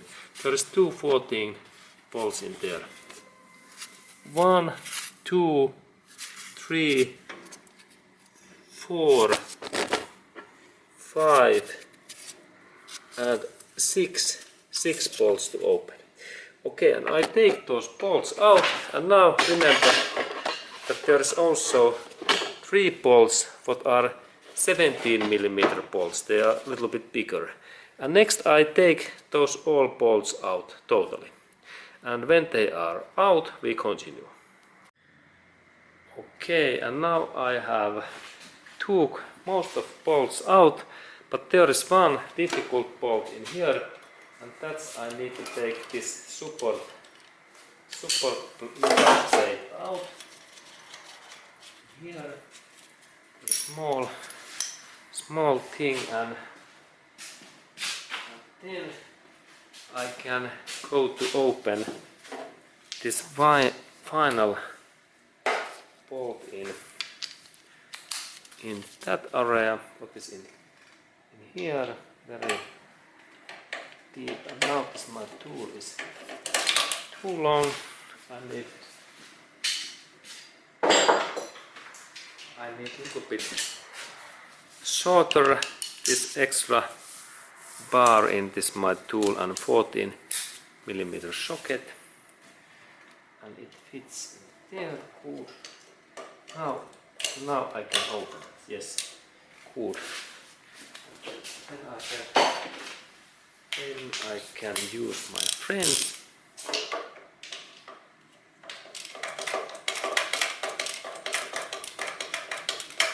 Good. And now it is running, this bolt, and we can look that also closer. What bolt I am moving. So this bolt in here, that bolt.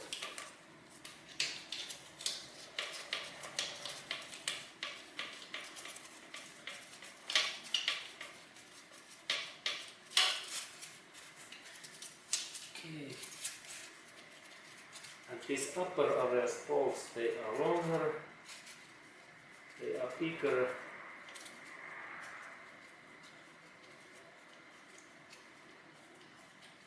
So this is here.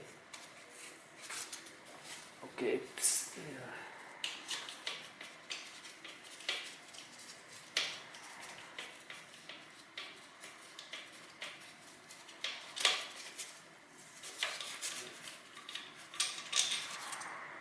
Okay, and they are that kind of quite long bolts. This is the size. They are longer than these upper bolts are longer than these down areas. Let's look. This is like up areas bolt, and this is down areas bolt. Look, it is like almost double this length. Okay, and then there are those 17mm bolts, and I take, it is 1/7 socket, 17, and I open that first here in that position, and I take a little bit better view in there. Here I open, and this bolt opens. Okay, and then I take also those bigger bolts out, and soon we continue. Okay, and then there is one bolt in here like hidden. It is in that position, and it's like hidden position. And this is 17mm bolt.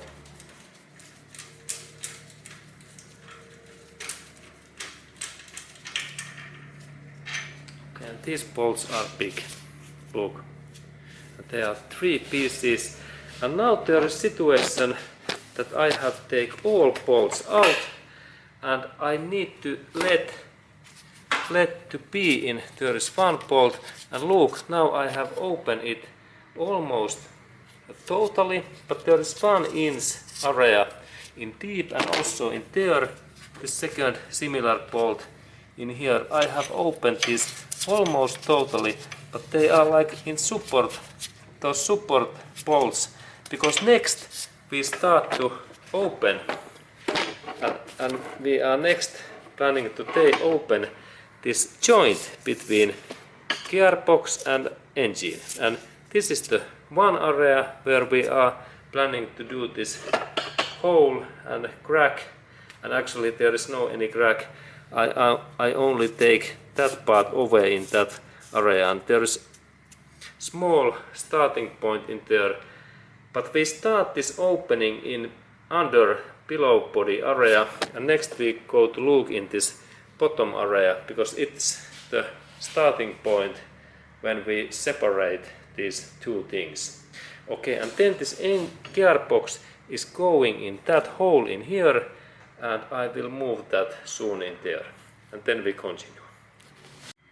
Okay, and then when we are planning to start this gearbox and engine separation process, we need some specific tools. Look, small crowbar, big screwdriver, and then long crowbar isn't there.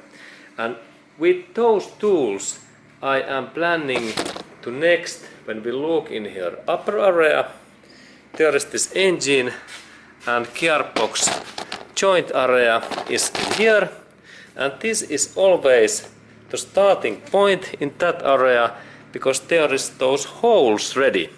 And this my job starts that always I insert this my screwdriver in these holes in that way, and then I start to only bend that, and look, engine and gearbox start to move.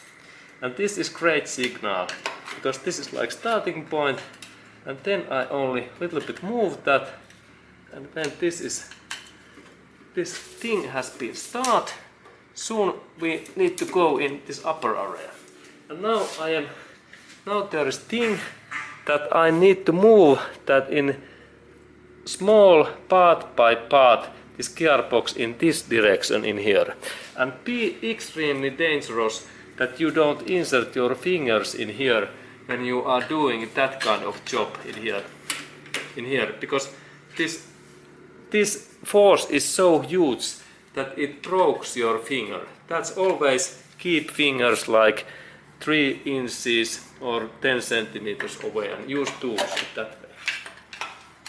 Okay, and carefully in here this movement, and then I think that, and then if you think that this gearbox is not moving, there might be situation that one bolt is left, and then check all bolts again. Now when I am moving in here, I think that this down area is done, and we can go to look this up area next.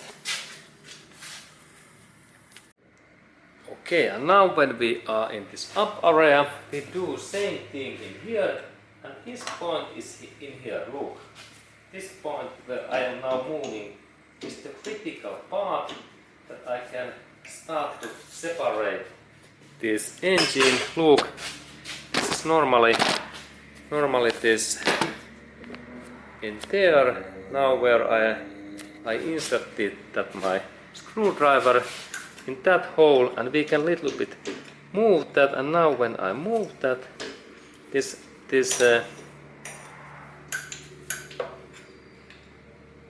engine block is moving. Good. And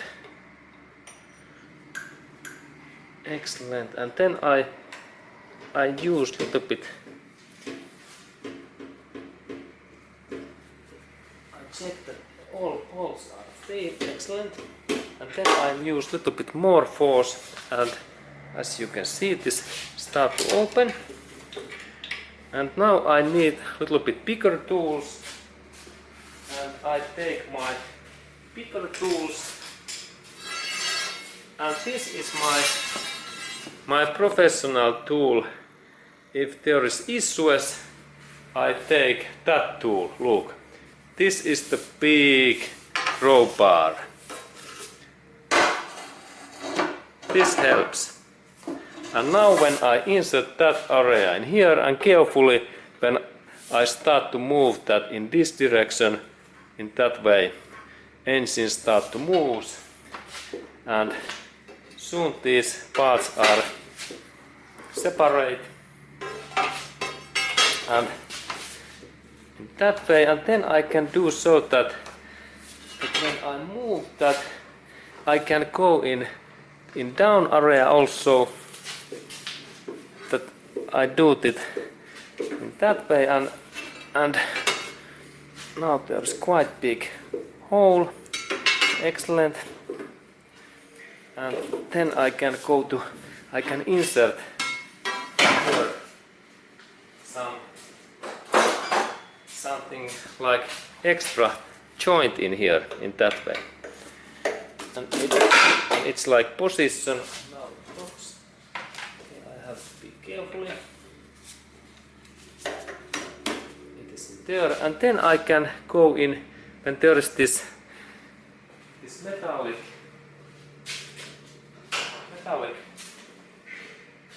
part in there. I can hit it little, and quite soon this hole became bigger. Now I think that I can go to work a little bit in down area. And again, do not insert any fingers in between that hole, because your fingers can go cut, and that works also with tools. This is the trick that you can be car serviceman also in next year. Remember that if you work carefully, you have future, but if you are too hurry, you don't have future in this car spare part service. Okay, and then I look this down area. Okay, and now we are again in this car engine body, and now we little bit open that hole in here, and be carefully, because this car gearbox is quite heavy. It weighs about I think 100 pounds, or maybe 50 to 100 pounds. That always please sure that your face or head or body is not in under this gearbox or then this engine, because in some car models it is possible that this engine, and actually not engine but this gearbox, can drop against your head.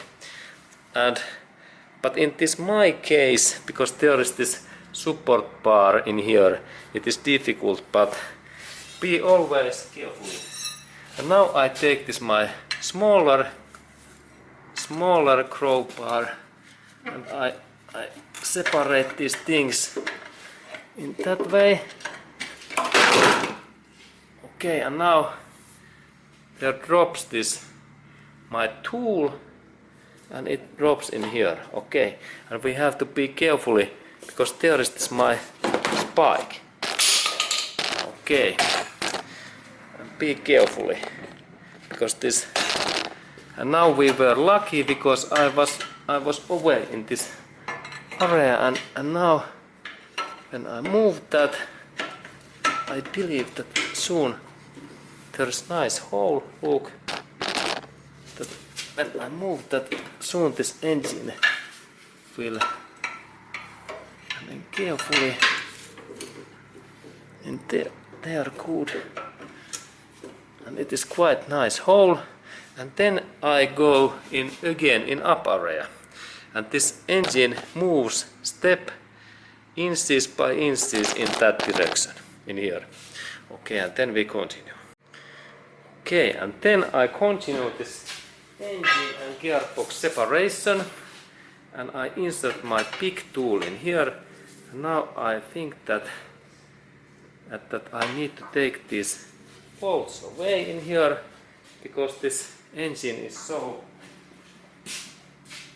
open, and this joint is so open that I need to take this final bolts away.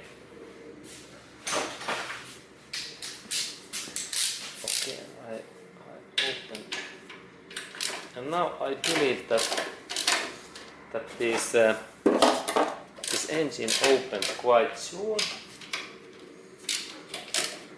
because these bolts are quite tight. There are two bolts in here, and now I drop my tool. I take my tool and small break. Okay, and now I have this my tool back, and this bolt is final bolt in here, that one. And now I believe that when I take that bolt out, okay, and now this engine and gearbox opens. Okay, and there was this final bolt, and now I can move this. I can move that gearbox more, and then there is idea that I need to start to move this my gearbox in that hole. Where is this hole in there? This wheel cover hole, and this is my next target. And let's look at how it works. Okay, and now when gearbox is free, and I carefully move that my gearbox into that area, and now gearbox it moves totally, and then I can take this thing. If we have enough force that we can lift that gearbox to this area. But now, warning message. There is huge risk in, especially in that area in here. This is the most badliest area. This hole in here, look, between that engine block and then this gearbox. As that area. And when I move that gearbox in that way, that it is moving, look, it moves now in here, and this is still so heavy. It weighs about this 50 to 60 pounds, and these corners are like knife, those blades. And if I insert my finger in here and at the same time I move that, I could have really big hurt and found in cutting in my finger. And that's, I recommend that in that step, even that I have one glove, I recommend that I insert extra protection in here, that I have two fingers, and then I can carefully move this engine a little bit, and actually this gearbox to that area in here.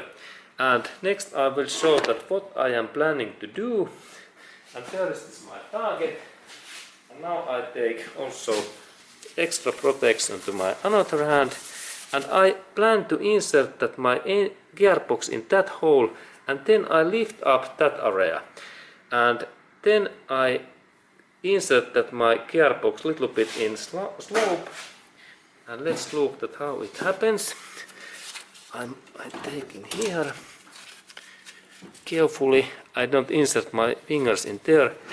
Then okay, sorry. Now my view went a little bit wrong.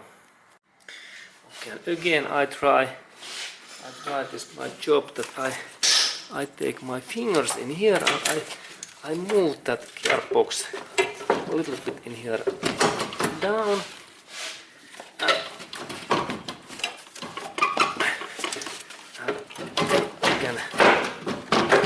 Then I can move this, and I move that gearbox a little bit in this area also,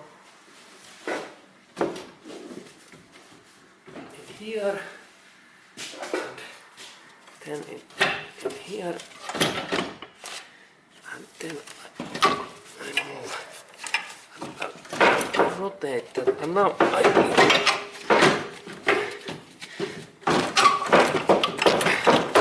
because I have to get this. Okay, and now there is situation that I need to little bit lift up this engine, and I take my jack and I lift up this engine that I can move this gearbox in there. And there is my jack, this red one, and I insert that jack in below of this engine. Next. Okay, and now jack is in this my engine area, and actually this jack is just in oil this base, an oil basement area. And now when I lift that jack up, this engine goes higher. Look. And that way good. And now when this engine is higher, I can move now my gearbox more easily. I can maybe lift up that in this way.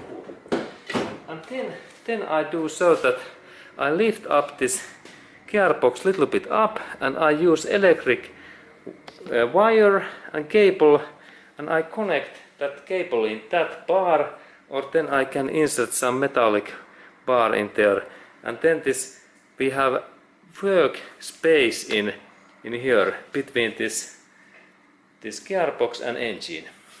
Okay, and next I will set up this gearbox so that it is a little bit up, and idea is only that I a little bit by I move my gearbox and then I must be really careful that I don't hurt my fingers. That's I have double protection.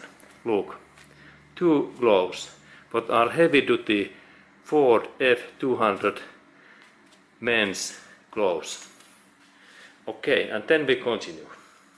Okay, and now this gearbox is nice position, and then I can start to open this fly fields and clutch this pressure plates bolt what are in here, and it is my next job. And let's look closer at what I am planning to do. There are those bolts what I need to open. There's also. Okay, and next we open those. Okay, and now I am opening those bolts, and we can go to look this area closer, because there is interesting things. And first interesting thing is that I need 12 1-2 millimeter fence what fits in these bolts in that way. And then when I open these bolts, there is thing that if I move that my tool, this fly wheel moves, and that's we need to look that situation closer, that what is their thing. And there is situation now that when I move this my tool, it is in here in that way, this fly wheel moves and I can't open these bolts. And what is wrong in here again? There is, I remember that 6 or 5 bolts. Then we need this screwdriver, and I insert that screwdriver in these holes in here. Look, there are that hole and then this area in here, and when I insert that in here in that way and I move, this bolt opens easily. Look, actually this is tight.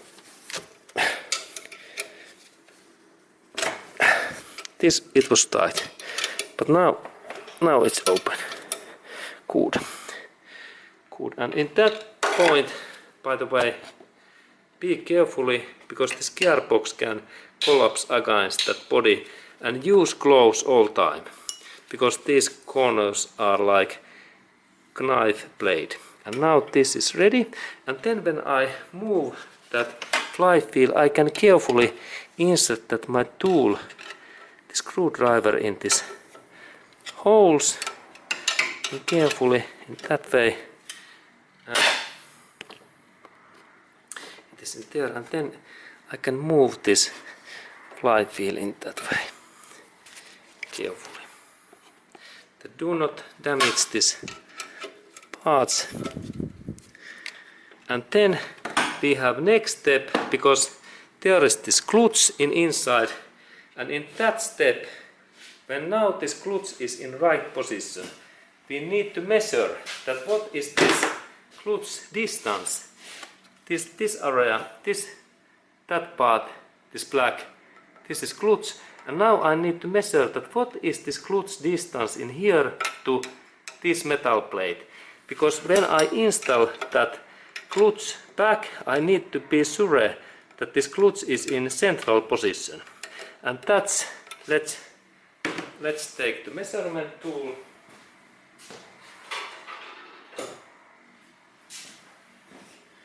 And here is this my measurement tool, and using that area I can insert that in here. I can measure that what is this deepness in there. Now it's there, good. And I look that, and this my clutch deepness is this 2.5 centimeters, like 25 millimeters, about 1 inch. 1 inch is almost. And then I need to check that in directly in that way, and keep this measurement tool in here, and then I measure that again. Is this right? And then I press down. Okay, and then 2.5. Yes, it is just 2.5. Excellent. And then when I rotate that little bit more, I can do some another check tools. Now I need to, by the way, open that bolt. I move that up, and then this locking tool in here. Okay, and now bolt opens. Good. And now I open that only couple of turns. Look, not totally. And then I insert my tool, and I move that little bit forward in here. And there is my next. There's my next target. I insert in here. This is my tool, and this is my next bolt. Now I have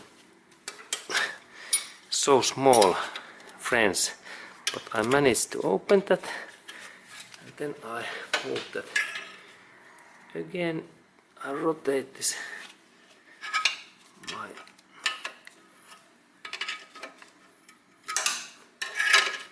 bit more. Okay, good. And there is this next bolt. Put this in here. Okay, and it opens too. And in that point, I like to measure again. But what is this? Is this clutch amount in here also 2.5? And I do this like a little bit bigger in that way, and I insert my tool in there. And now it's in position, and I check, and amount is 2.4. It is almost 2.5. Okay, and now I do in here markings to myself. Remember, in that point 2.4 centimeter or 1 inch. Then I take that part. Okay, and there is in that way. Now I remember that 2.5 or 2.5. Okay, and then I continue my job, and then when I have open all of these bolts little bit. I can open those bolts totally. And then this pressure plate is free.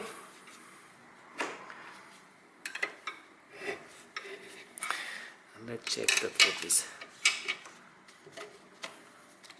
Okay, good. Is this free? Yeah, it is actually not. I'll open that. My tool in there. Good. Now it opens. Okay, good. And then when I have opened all of these bolts, we continue. Okay, and then I planned to take these bolts away, all of these, and then I have opened all of these bolts, and I have taken all bolts away. Then this pressure plate and clutch, they actually almost drops down. We have to take it in our hand, and now when I rotate these bolts,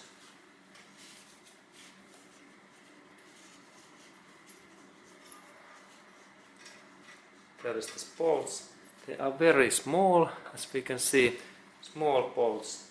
And then again, I say again and again that use protective gloves, because there is this risk of this, that our fingers can hurt. Rotate it again, and then I take that bolt. And then when this pressure plate is free, we can continue this watching. When pressure plate is free. Okay, and now all bolts are free, and my clutch, it drops to ground. It is old, and here is this my old pressure plate, and it looks like that. And then we can go to look these and new parts. Okay, and then what is difference between that old clutch pressure plate and clutch disc, what is in here below, and then this brand new pressure plate and clutch disc in there? What is the difference? Of course, this new one, it is not so rusty, but when we are checking those differences, I will show that where is this old clutch issues.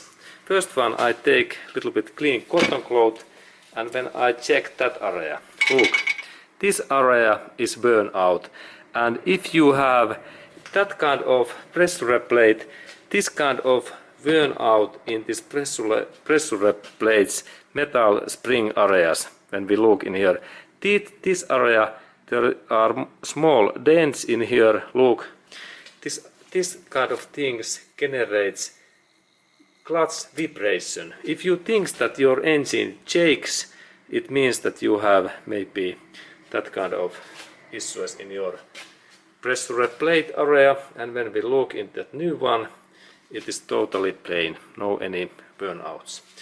Okay, and then second thing, there's actually 3 points what we need to check, is that when I rotate that pressure plate other position, like in here, when we look that area in here, this area should be totally plain and surface, and there is not good that there is some those blue spots like in here. Look, this is dent in here, that area. I take more accurate picture that we can look that dent, because that kind of dents in here, they make this clutch to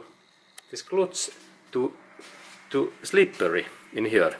There is even small dent in here and hole in here, and they makes also maybe a little bit vibration, and then all of these areas there are more small holes in here, and that means that this my pressure plate, it is quite bad.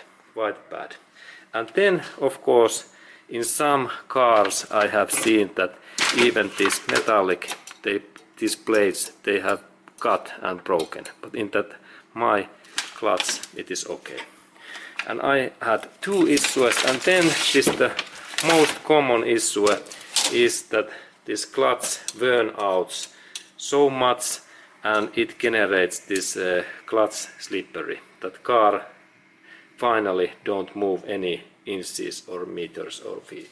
And that's I have this measurement scale that I can measure, because in my case there was situation that this my car moves okay, but only this clutch was really heavy, and I need to press my clutch pedal, and I think that this my clutch start to be quite end and dead, but it works still okay. There was no any slippery, and I can see that because there is even these small holes in here. That means that this clutch is not totally end. This is like it has been like 80% worn out. That if we have 100% is totally dead and totally worn out clutch, this is like 80%, and that means that there is lifespan left about 20% to 0%.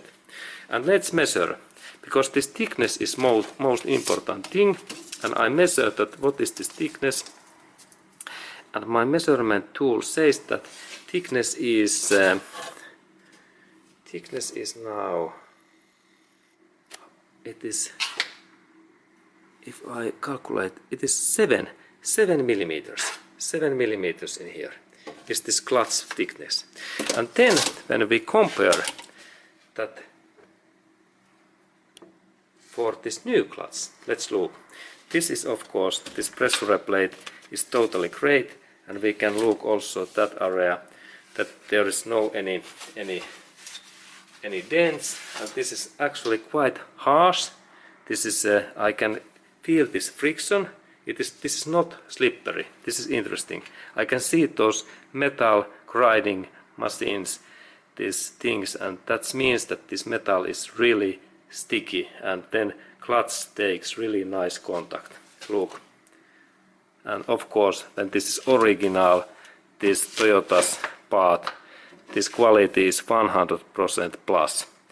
And there is this world best clutch maker, Czech Aisin. If you need new clutch for your normal car or sport car, if you are owner like Toyota Corolla, then I recommend this Aisin clutch. And of course, if you are sport car owner, you have maybe Chevrolet Corvette or Porsche 911.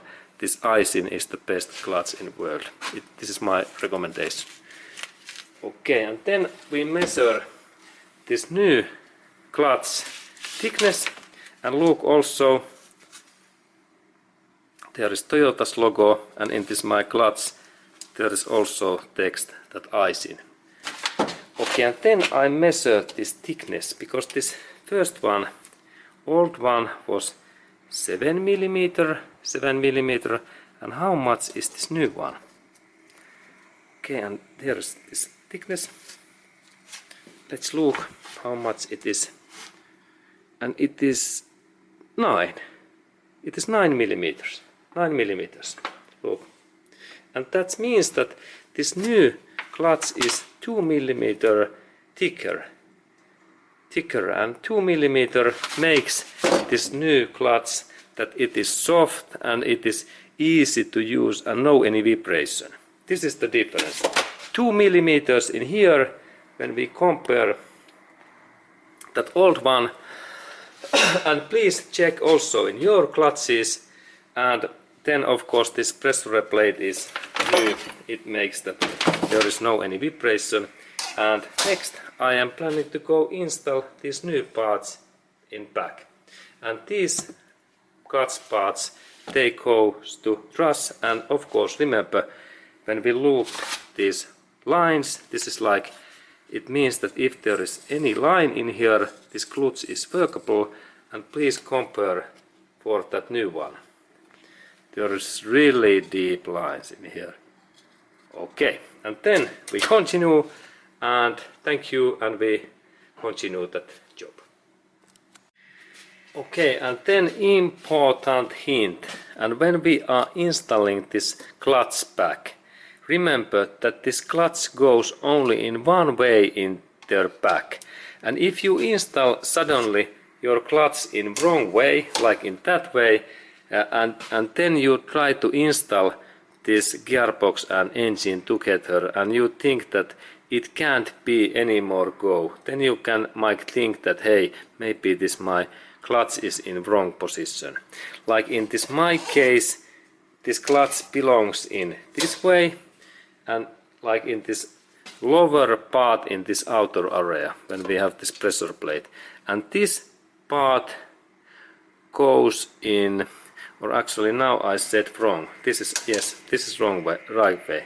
This part goes in here inner, and especially when we are taking this clutch away, please check very carefully that in what way this your clutch was in this position, in this gearbox and between this engine, because now this part is higher, this central ring, than in here. Look, this is the thing, and this, and of course in some cars there is situation that this clutch don't go in wrong way, but please check that if you have issues, then only rotate that clutch in another way.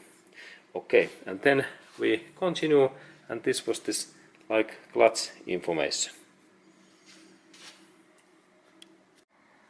Okay, and then when I am planning to install this clutch back, I need to do lubrication.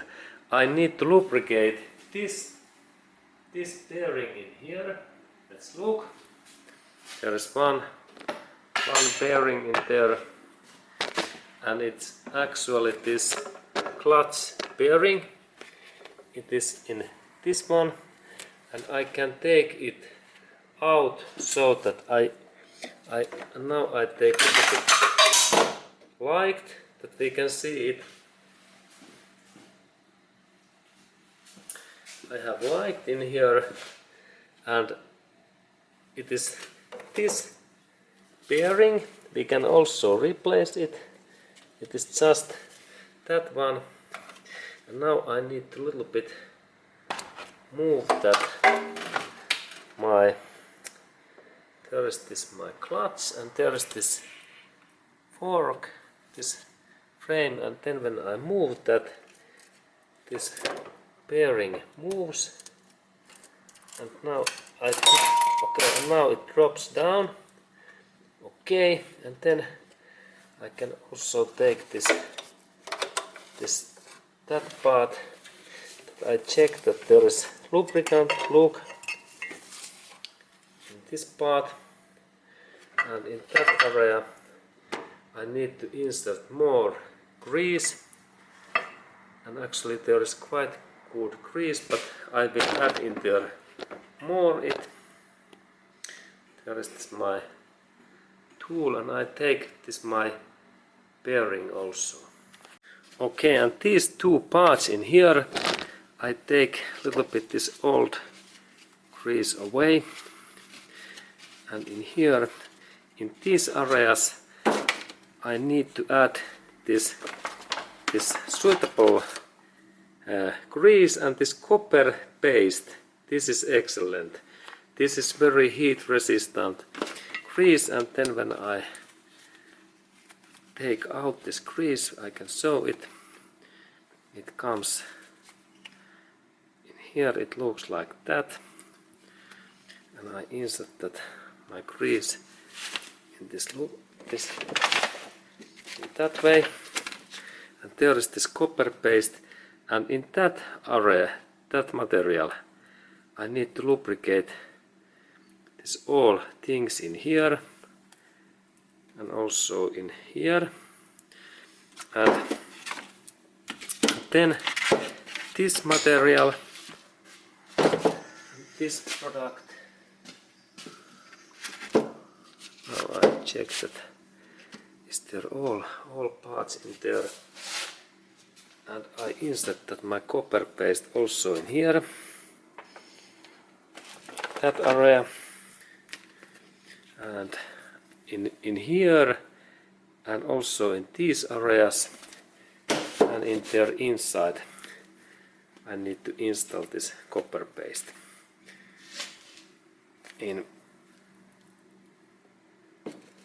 There is my copper paste, and I insert that in here, and then this my clutch works well, and also in that area, and also in here.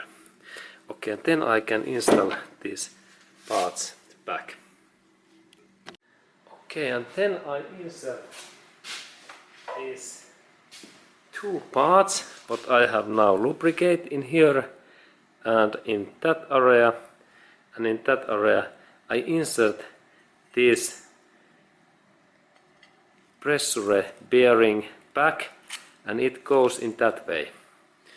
Look, and then it moves. When I move that, it takes contact to this clutch area. Okay, and first I insert this part, and it goes so that I insert that in here inside, and in here it goes out. Okay, and now it's there, and then I insert this pressure bearing in here and there, and maybe we can look also what it looks like. There is this situation, and in here I insert that little bit in here, and then we can look their inner area in there, and there is this my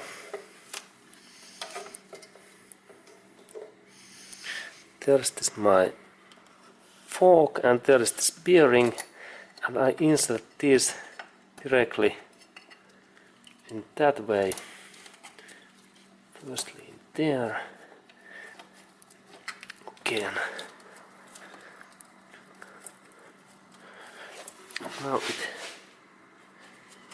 Now it should work, and then I check that is this working. Yes, and I need to install in that area, this metallic area, also this grease a little bit. There is this my copper paste in my finger, and I insert that in also in this surface in here. This lubrication is must, and also in that nose. And now this my clutch is moving very nicely. Look, and lubrication is must. Now it moves nicely. Excellent thing, good. And then I insert that in here, and now next I can start to install this clutch back in there. And there is thing that of course I need to clean this flywheel clean with my cotton cloth, that there is no any sand or things, and then we continue. Okay, and now when I am installing this clutch back, it starts so that here is this my clutch package in here, and then I take first this my clutch and what is in here, and look, that side it goes out, and this side goes in here inner. That way. There, good. Now it's there, this clutch, and then I take this my pressure plate, what is in here, and now I insert that my pressure plate carefully in this upper area, and this is quite sensitive job. and let's look at how it happens. There is my clutch, it is in there, and then I take this my light, what is in here, I take this one away, and it is now away, and then I take carefully this my pressure plate, and now I hope that this my clutch don't drop in ground, because there is risk that it drops. I keep now this is in here good, and then I need to insert that my clutch, this pressure plate, a little bit better position. Let's look how I managed to do that. I take this my pressure plate in here, and I carefully now, there are those metallic pins in here, and I need to connect this my pressure plate in those metallic pins. Okay, and I check that where we have those metallic pins. I check, and now I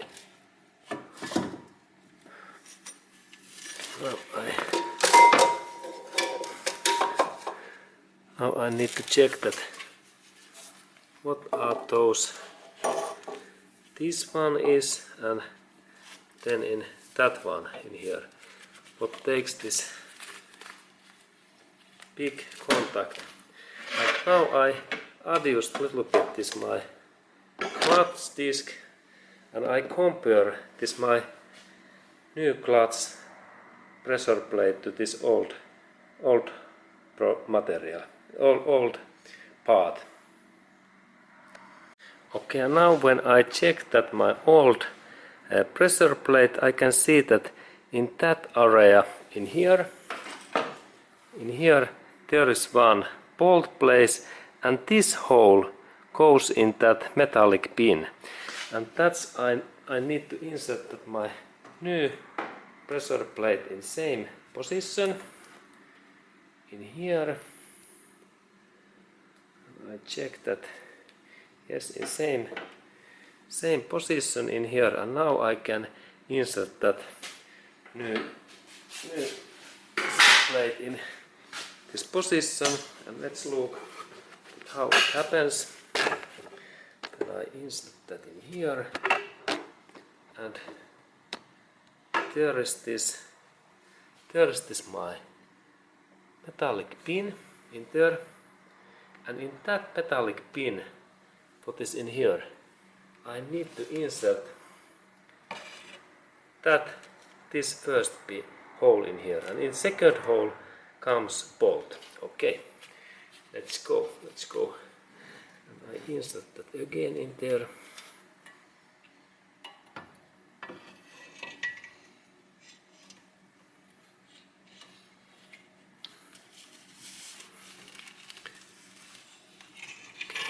Good. Now it's there, and then I have one bolt in ready, and then I move. There is this pin, and in that area I have also, I check that there is this hole in here, and in the second hole goes bolt, and the first one goes this metallic pin. Okay, let's do that. Now I rotate that a little bit, and I check that there is this hole. First hole goes in that pin, and second is bolt. Okay. Okay,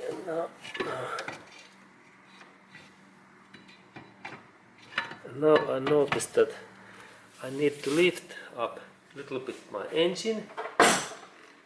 There is this working space. I use my jack. Okay, good. Clutch is there, and then I take my pressure plate.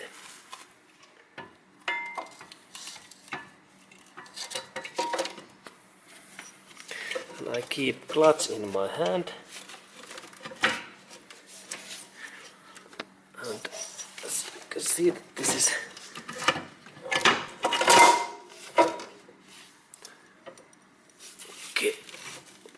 okay, now my clutch drop and I insert it back in again and neutral.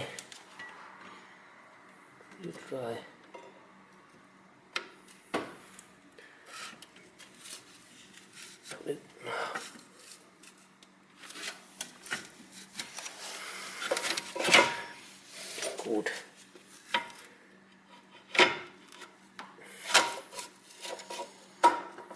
Okay, now it goes in there. Good. And a little bit clutch.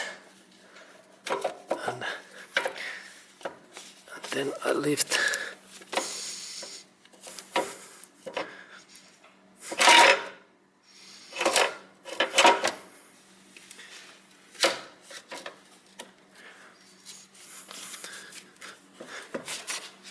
Okay. Now this looks quite okay, good. And now when I have managed to install this clutch and pressure plate, next job is that I need to insert these bolts in there. And there is my first bolt, and I insert that in here. And I rotate. And then when I fasten these bolts, this gap goes away. And then I take second bolt. This in here, and there is second.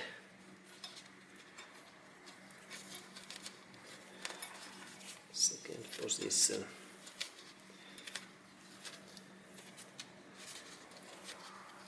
Good.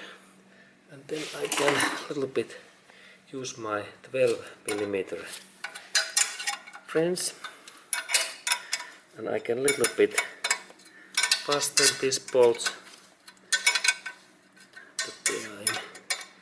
Not too much, because I need to adjust this clutch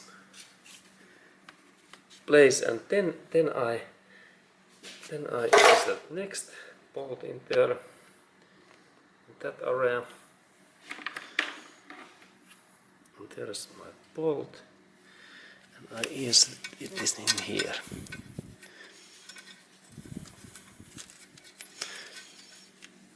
Okay, good.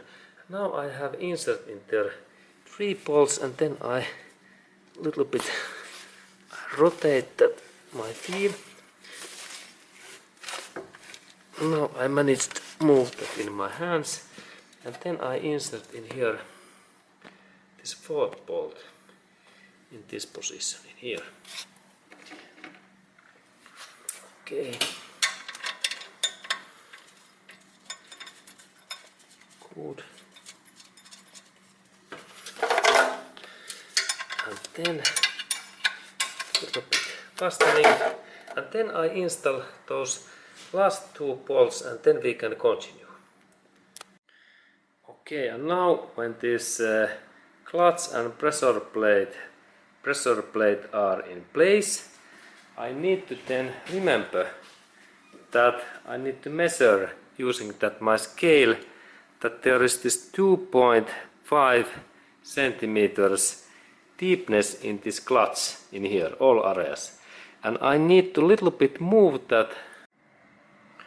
Okay, and then I had this mission that I need to adjust this clutch disc distance to 2.5 centimeters, like 25 millimeters, and I need to measure that in this way, and many places when I rotate that and when I loosen these bolts, I can adjust this clutch wheel position, and then I can also use this clutch central bolt that I inserted in here, and that way, and using that specific bolt I check that this my clutch is in right position, because now my purpose is to set up this clutch disc in central position, because this outer, this pressure plate, it is in a okay position, but this inner, this small clutch disc, it is not. And I will do that now couple of minutes, that I adjust that my disc in right position, because it is really important, because otherwise I can't set up this gearbox back. It is mandatory that clutch is in right position, and then I can move this gearbox in same position. Okay, and then we continue. Okay, and how I adjust this central clutch position. There is my first tool is this my measurement tool, where I need to insert this 2.5 centimeters, and I will measure now this my position in here in that way, and then I check that what is amount, and there is now 2.3, and that means that now I have to little bit move this clutch in deeper, and for that purpose I have a screwdriver, and I insert that just in here clutch, and then I really carefully little bit I hammer that 1 millimeter deeper. In that way, small hammering, and then I measure that my clutch deepness again, and let's look. Now when I check, yes, now it's right, 2.5 centimeters. 2.5 centimeters is this distance, and now this clutch is okay in that side, and then I need to little bit rotate that clutch in forward. Okay, in that way. And now I move that like couple of centimeters, and then I take in here new measurement. And now this measurement is okay, again 2.5, and then I rotate even this more.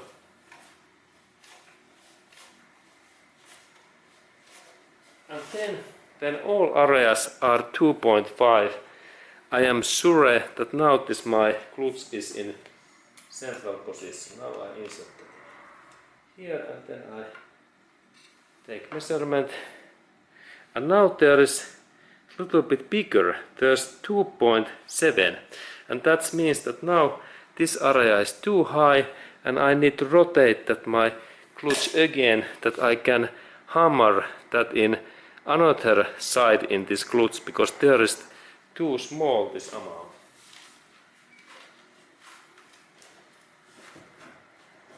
Okay, there. And let's measure again that what is this distance in here. And here we have 2.7. 2.7. Little bit too much. I rotate again. Here. Let's look in here. What is here? This amount. I insert my clutch measurement tool here. And there we have again 2.6. A little bit much.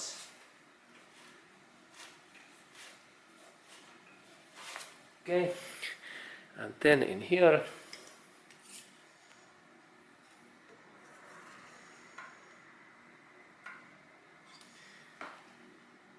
and now there is 2.6, and I will rotate that so many times that all areas are this 2.5, and this is the idea, and then we continue. Okay, and now when all areas there is same distance, this 2.5 centimeters, like 25 millimeters, when I measure like in that way, and I insert in here, and then I check that what is this amount, that there is 2.5, then I can do so that I can start to fasten these bolts. And there is idea that when I fasten these bolts, I fasten first that one, and then I rotate that wheel in other side, and then I fasten in another side, and then also rotation, and in that way this fastening goes in all centrals, first in here and then in here and then in here and here, like in wheel fastening. Okay, and then we continue. Okay, and now when I have this small flange and I am fastening these bolts, and now when I fasten these bolts, and then when this flywheel moves, it means that now we are in quite okay force. But in final step is to check, of course, these bolts by torque reference tool, and this force is about 20 Newton meters. And let's check that now when this flywheel start to move, it means that now this bolt tightness is okay. Again here. Okay, good. And then next one.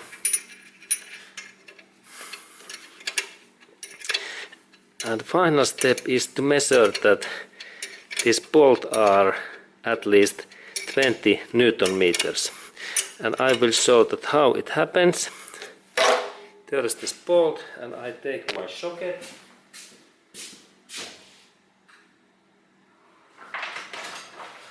There is my 12 millimeter socket, what fits in there, and then I take my torque wrench tool, what looks like that, and I set up in here force, what is 20. Okay, in here this is 20 Newton meters, 20, and then I insert my socket, and then I need to check all of these bolts that force is 20, and then when this my tool says click, 20 is okay. Okay, now this is fine. There's 20, and then this next bolt.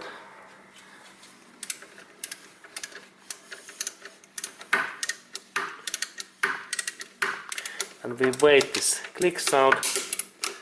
Okay, now there is 20, and how about then this one in here? And I need to go through all bolts, and I can keep my hand in here like brake. Okay, and then when I have go through all of these bolts, we can continue. Okay, and now when this clutch pressure plates bolts are done, and they are in right torque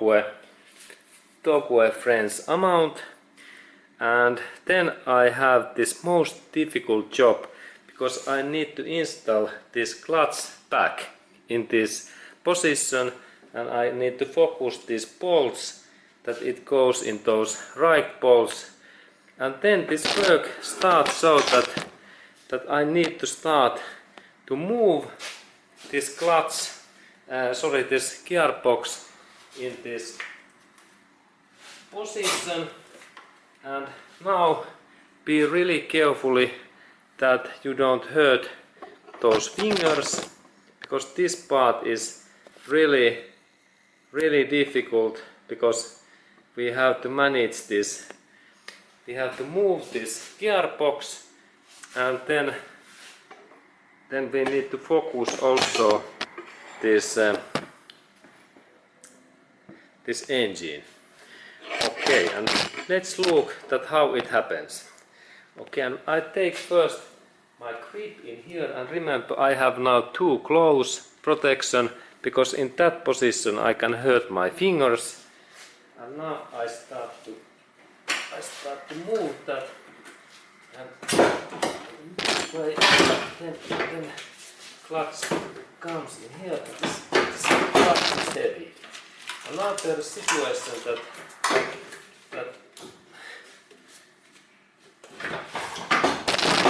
that this clutch is so heavy that I can't lift that area enough, and that's I need next some hoist that I can use this I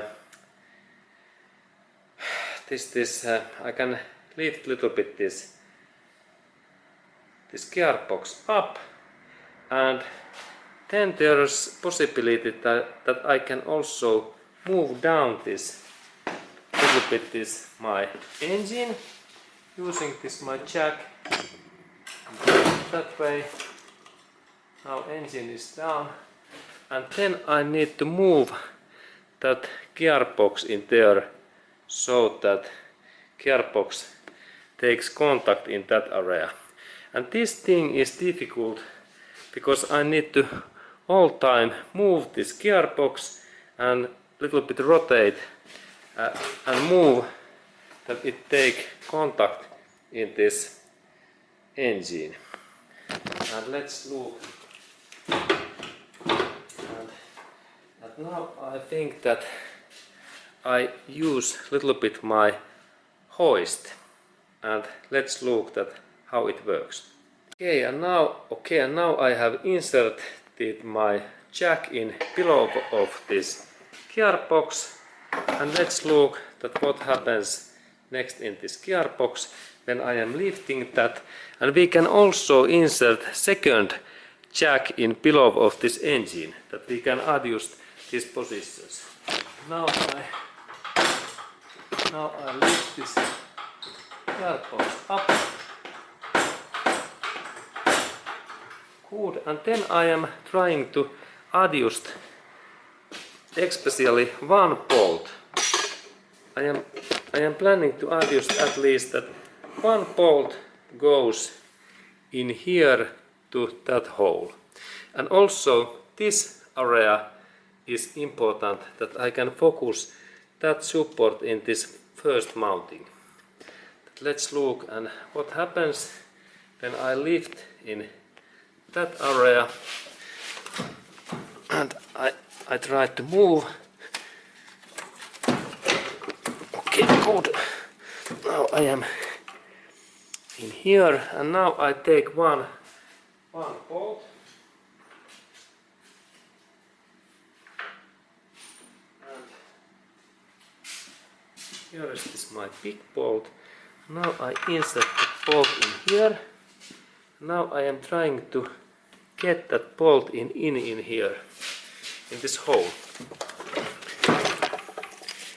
Okay, it is not in there, but maybe a little bit movement, and now my bolt is almost. I managed to get that. This is excellent. Look. Now I take my friends.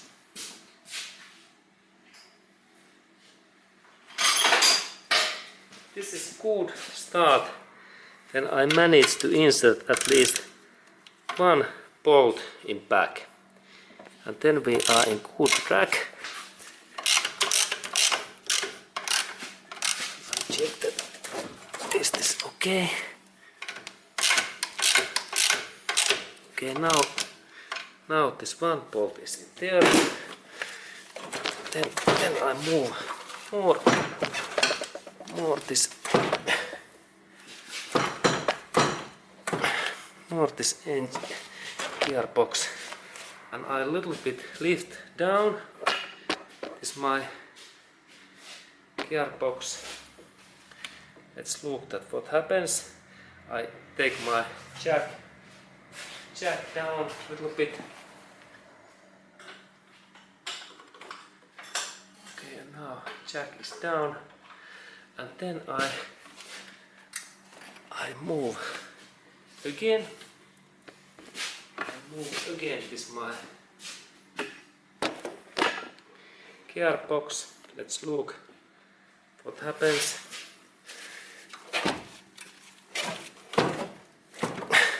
Okay, and I will work in here a little bit, and this is that kind of job that I need to move that gearbox and also adjust in this engine, and then I need to add more these bolts because there is first one only, and then I need to focus these in those mountings, and I work a little bit and then we can see the result.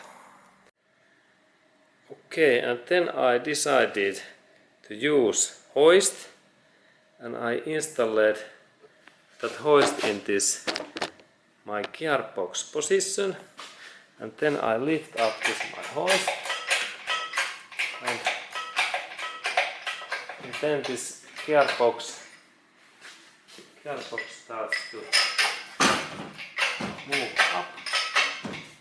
Now when this gearbox is a little bit up, it helps me to set up this bolts back, and there is this hoist, and there is this system. Okay, let's look at what I can do next. And if you have friends, he can also lift, and this is like idea is to connect those bolts back in this engine block, and I continue my job. Okay, and now I finally managed to install this gearbox in this engine bolt holes, like in here, in that part, and there is this bolt in here, and then I take this my socket, and this first bolt is the most important, and then I continue show that I insert those all other bolts back. But this is the most difficult part in this job, that when we install this gearbox back to this engine, that we can find those bolt holes. Okay, and then I continue again. Okay, and now there is 3 bolts in place, and this gearbox is now finally in this position. But this is big job that we can insert this gearbox in there. Okay, and then I start to assemble all parts in back in same way as I installed this in as I disassembled these parts. And now I am planning to assemble all parts back in same way. Okay, and then I think that I continue so that I insert these mountings back, engine mountings, and then all of those bolts what keeps this gearbox and this engine together. And I continue. Okay, and here I am installing this back areas bolt back, and there is this bolt, and now this hole become smaller, and also in here,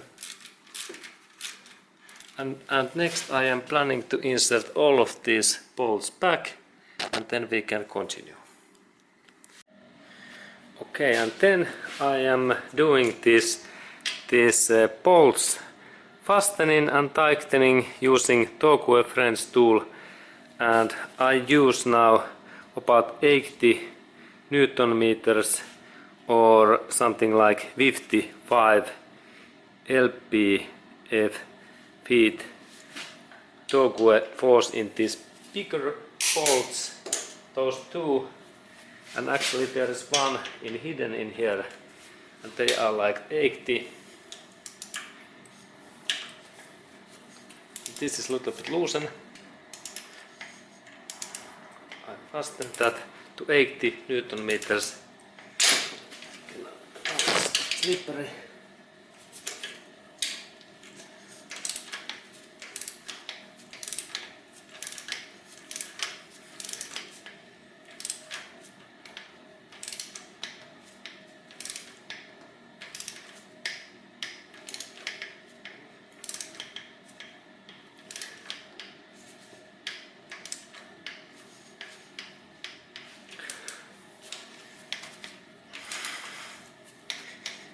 Okay, it goes still.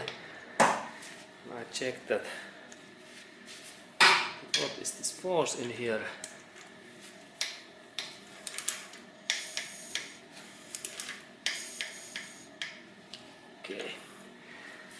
Okay, and then those bigger bolts, I estimate that something like 60, and those smaller bolts 40 to 50 Newton meters.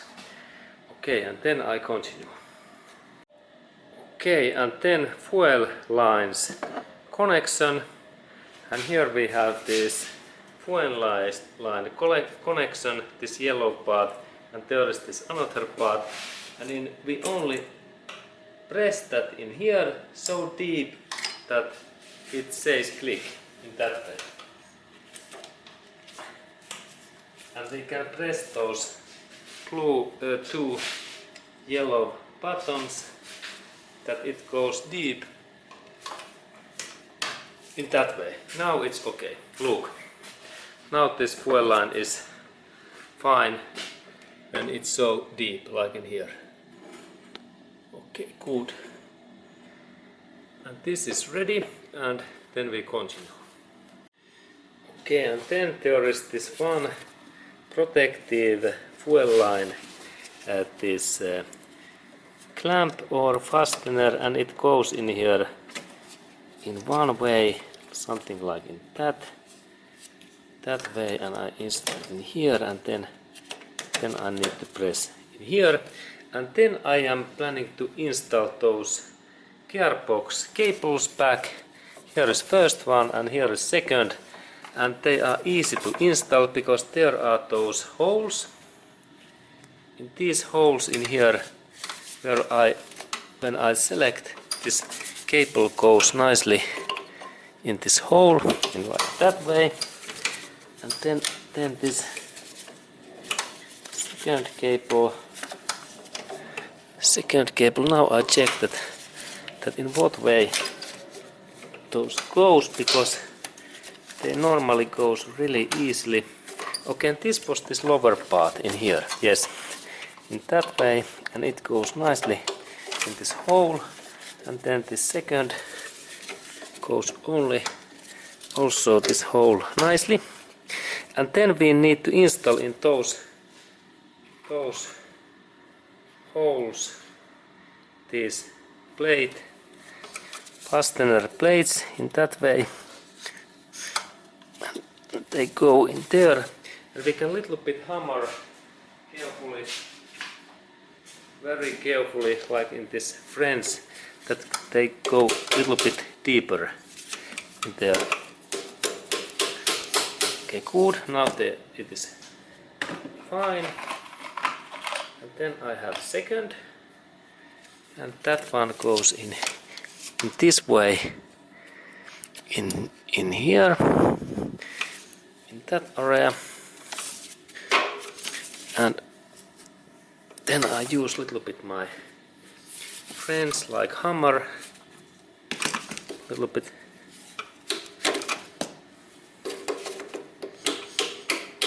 Okay, now it's fine, and I check that I can take these plates by hand out. Okay, and then I insert these cables in that position. And here is that one, and then this one in here, it goes in that slot. And now I think that I can insert in here a little bit rubber grease, and I have in here that brake lubricant. This is suitable for brakes rubber parts, and that's I think that this lubricant works also in this point here. I have a little bit grease and I insert that in this wheel, outside this wheel. And this purpose is that now we have better lubrication and the gears moves more easily on and off. And then I press that cable, this outer area, back in there, inside. Okay, in that way, good. And then I take this my metallic plate, and I insert also in this plate little bit grease, because then it is more lubricant. That way this lubrication is must. In that way, good. And then finally I take this locking pin, this small part, and I insert that in that way. Now it's there. And then same thing in this another plate, a little bit grease, and then I insert that in this position, and then this locking pin, what is in here, and I believe that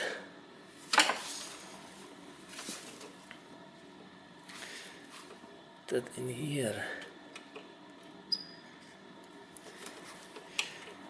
that in that way.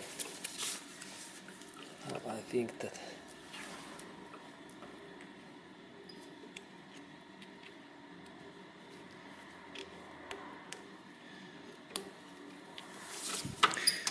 okay, now this is also fine. Excellent. And then we can continue this job. Okay, and then I start to assemble this clutch, this fluid pipe, those clutch fluid pipes, because I took those away, and there is this my target area, and I think that I start this my job in that area, and here is this my first part, and this is this metallic support plate what goes in this area in here, and it goes actually very nicely in that position, and we look in there in that area, and my part what is in here, it goes in that way, and in of course in here in that way, and then I insert it here.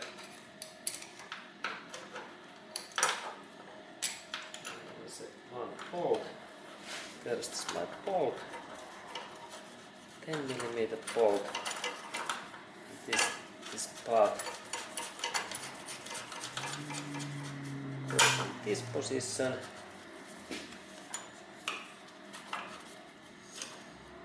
Good, and then I take 10mm socket, 10mm in that side, and I fasten this bolt.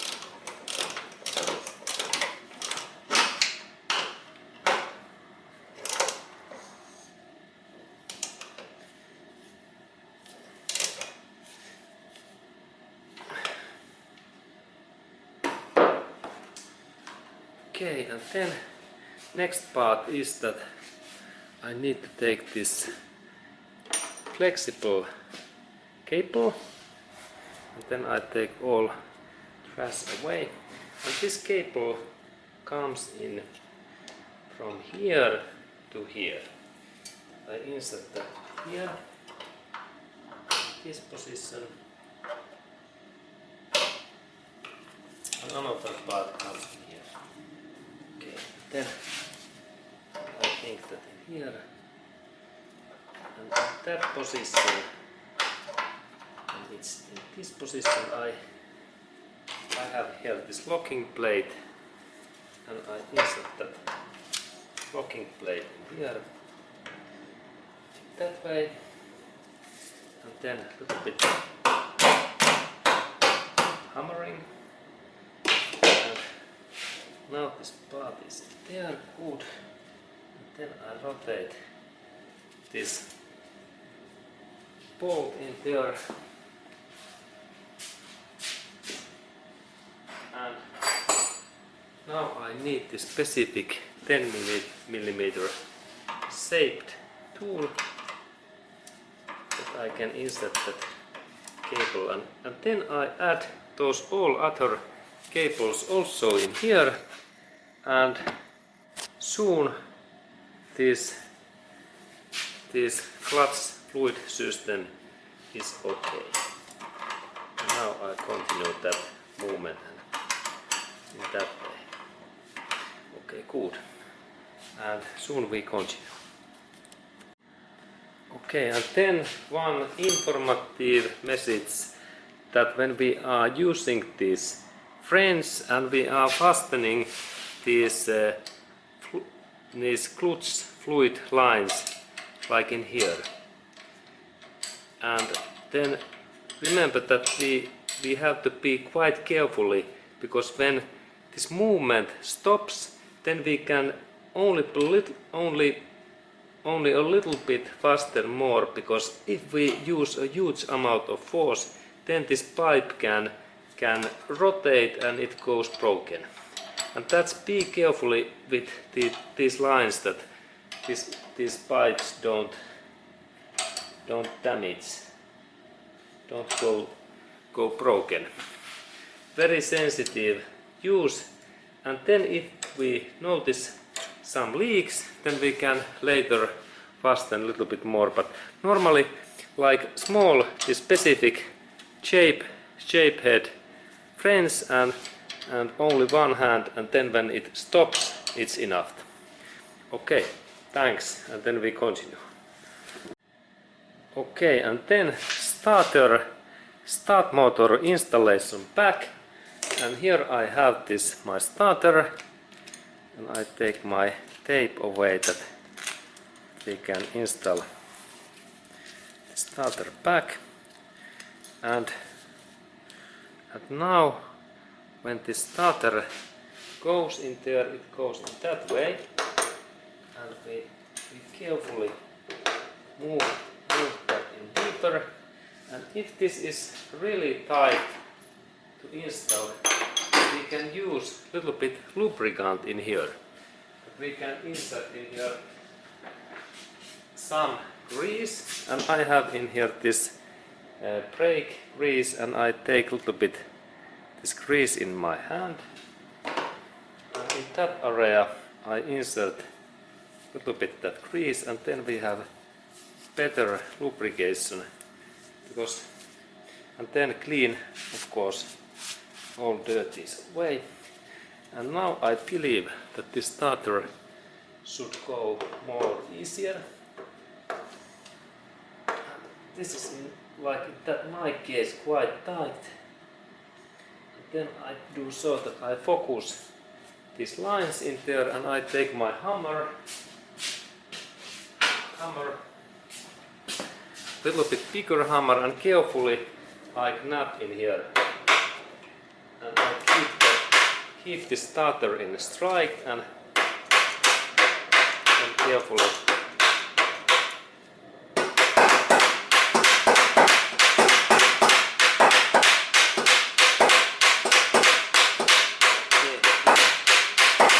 now it went in there good, and then I take this my bolts, and this bolt is first one, and it goes in here, if this starter is in a little bit wrong position, we can a little bit move that in my hammer, and then this bolt goes easier. Then. Okay, good. Then I insert this next bolt, and there is this interesting support plate that comes in that way.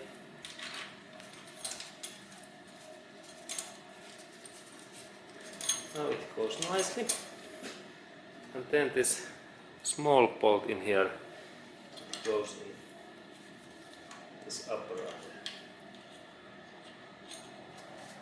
Okay. Then I use this my 14mm 1/4 socket.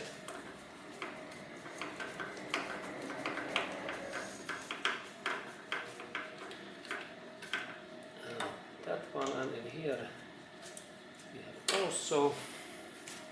And then I use my friends.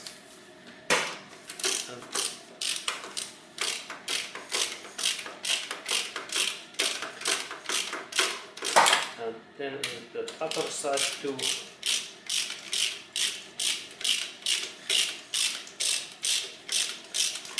And it's good to rotate a little bit in here and then other side, because otherwise this start motor can crack. And because I have actually damaged and destroyed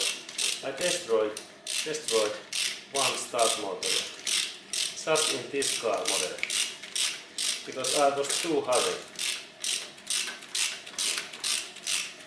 And this looks like a little bit sensitive start motor, what can be really stuck in this hole.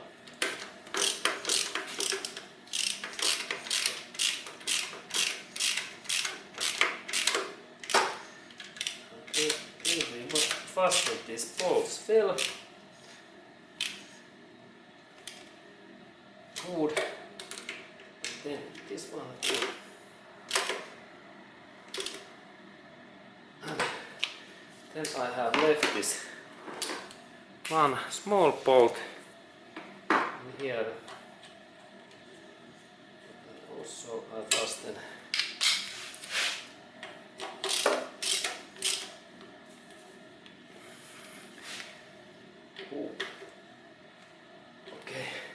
and now this bolt is fine, and then I need to connect these cables, and I search in here that what are right cables for here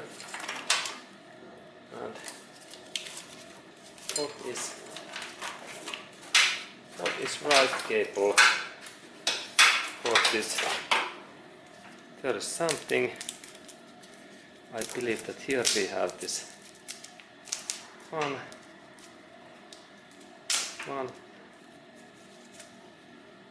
There is this minus cable, but now where is this? Here. Here we have this plus cable. Plus cable. Before of that I insert that this cable in here, and then plus cable is in here. And now I can insert this part. Remember, in that part I can insert in the lubricant.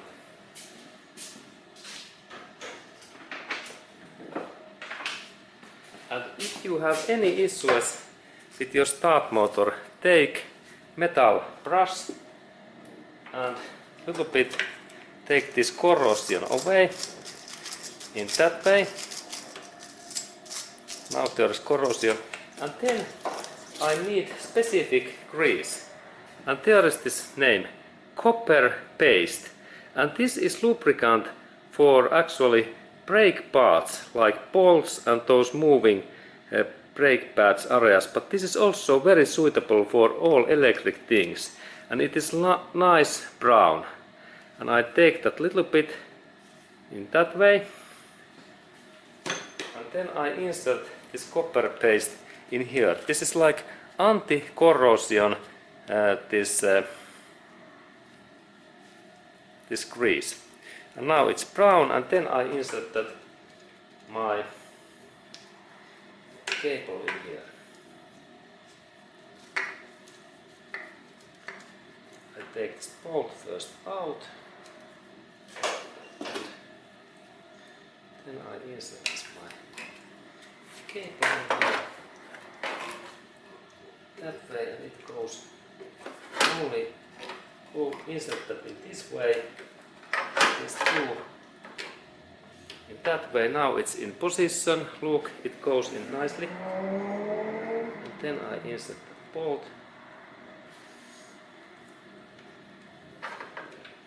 Bolt in there, and then I rotate that. And then I take this 12 1-2 mm socket, and I fasten this cable. Good. And then I insert that rubber cover, and then I have cotton cloth, and I clean all of these things, clean that they are nice. Okay, and now the start motor is in place, and then we can continue our assembly and install more things in this top area. And then we continue. Okay, and then next part is that I need to connect all of those cables, like in that minus cable, what I took away in back, and then all sensors what I have in here free I need to connect, and all electric cables back, and also this coolant hoses back, and then we can continue, and that takes time something like 10 to 20 minutes, and then we can continue. And I connect now cables and wires back, and then we continue. Okay, and now those wires and cables are in position, almost all. Only air filter and battery cable are free, and then I am planning to insert this radiator hose, and it goes here in that part, and that part is in this position, and then I need my tongs, and I a little bit compress this metallic clamp that way, and at the same time I compress this way. I insert this hose in there deeper.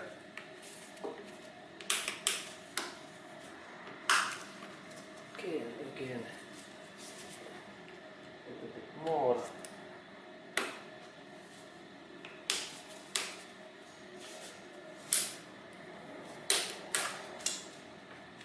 Okay, I need now bigger tongs, because this looks like to be a little bit small.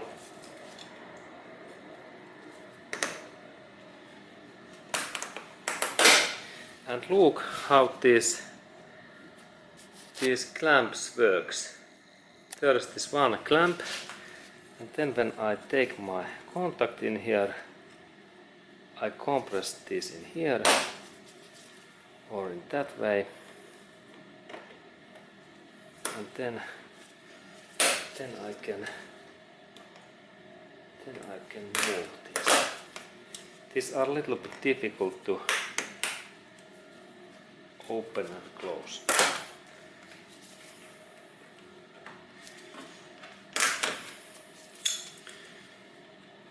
Okay.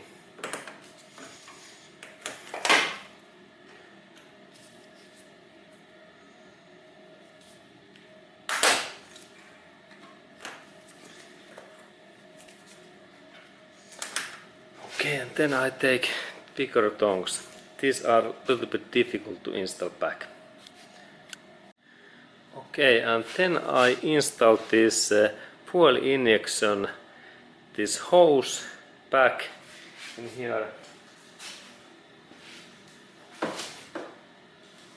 There is this fuel injection hose, and we check that everything is clean. Everything is clean, and then I install that in here. That way. And then I need to press this clamp. There is one clamp in there. And now I use this kind of tongs and also that kind of tongs. And let's look at how I managed to do that, because this is quite difficult clamp to install. This that position in there. Now I insert my tool in here in this way.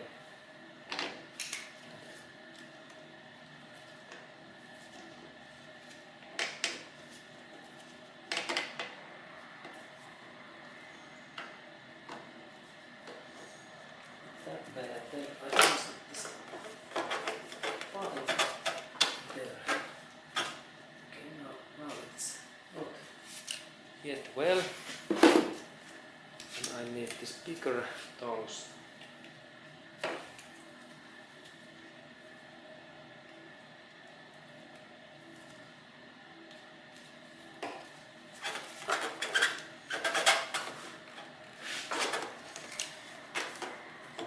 No, it is not yet.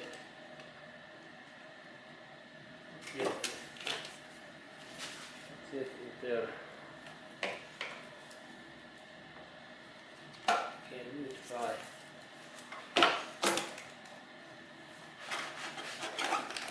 Okay, now it goes. Okay, and then when we are checking that is this hose okay, final step is to check that. And I take my hand in here, and if I can't take this hose away, it is enough tight. Okay, good. And then I need to connect these cables in here back, because there are some cables in there left that I need to connect, like in that cable. This cable goes in here, in that area. Then I move this clamp. Clamp is in here. Okay, good. And then I connect all other hoses that are free, like in that hose, and this hose goes, if I remember right, it position was in here, in that place.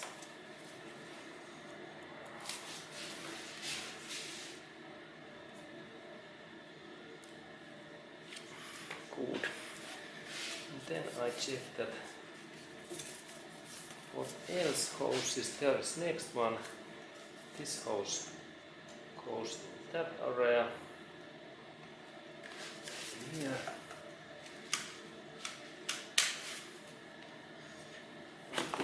Tongs.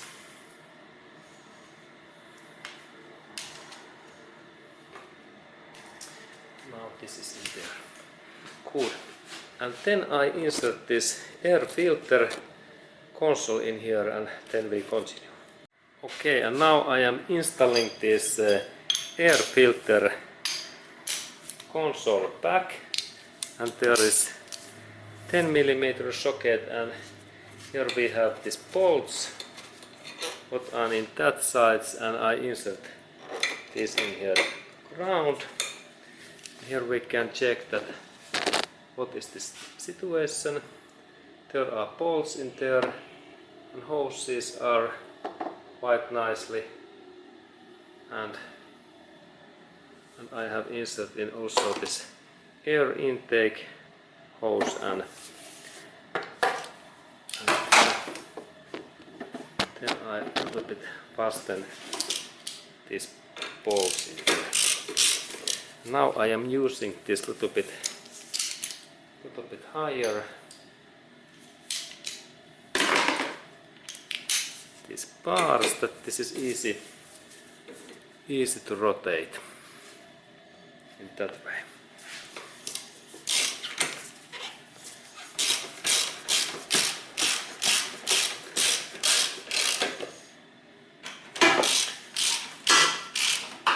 Okay, and then when I have installed air filter box back, we go to in this look this down area below of engine things what we need to fasten. Okay, and we continue.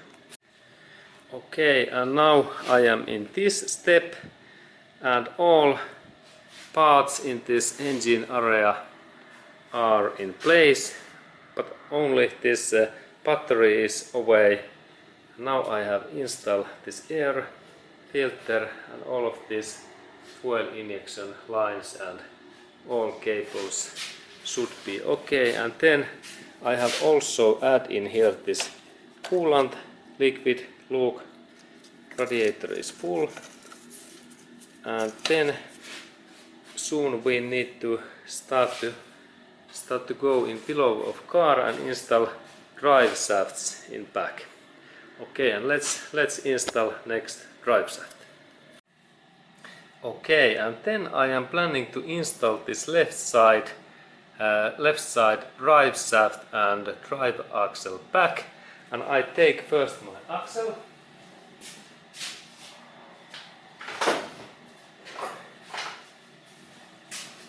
And here is this my axle, and first step is that I need to clean. I have clean cotton cloth, and I need to clean that area what goes in there inside this gearbox. This area must be totally clean, no any sand and no any dust, because otherwise these dusties are inside our gearbox and transmission oil, and if there is any sand, then our gearbox lifespan is short. Now I clean that. Now I believe that this is quite nice. And then first step is that I a little bit move that my brake disc in this position, and I insert that my drive shaft in this way. In here, there it is. And then I zoom this my drive axle, what is in here. I zoom that in this hole, what is in the gearbox hole, and I bend that carefully.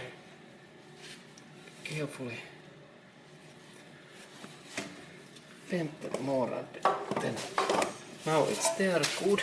And then I move it forward, and in that step, when we are in here, I need to do so that I need to take contact with my drive axle, what is in here, in that position, in here, and I need to hit. I move that brake disc away, and then I take that in here and I hit that in a couple of times, because this drive axle must go in deep in this gearbox. Okay, we must hear it. Okay, now it is not. Okay, now it goes. Good. And then we can check that status when we look in here. And we can see that this drive axle is very deep. Look. Now it's excellent excellent thing. And next I need to take this my brake disc and this caliper a little bit out, and I need to insert this drive axle now in this inside that hole in here. And it happens so that I little bit move that and then I rotate that in that way, and now it goes. Let's look at how it is coming in there.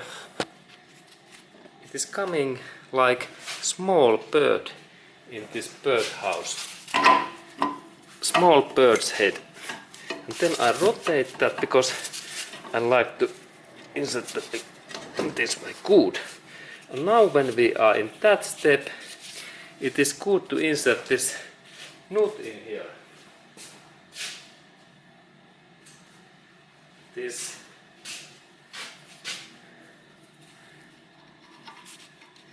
that nut. Put this in here. And I rotate that in deeper a little bit. Now it's fine, good. And next step is that I need to insert this bulk joint back. And bulk joint is in here. And then that I can insert that, I need to little bit move down this arm in here. And it is normally quite difficult job because it is I need to move that.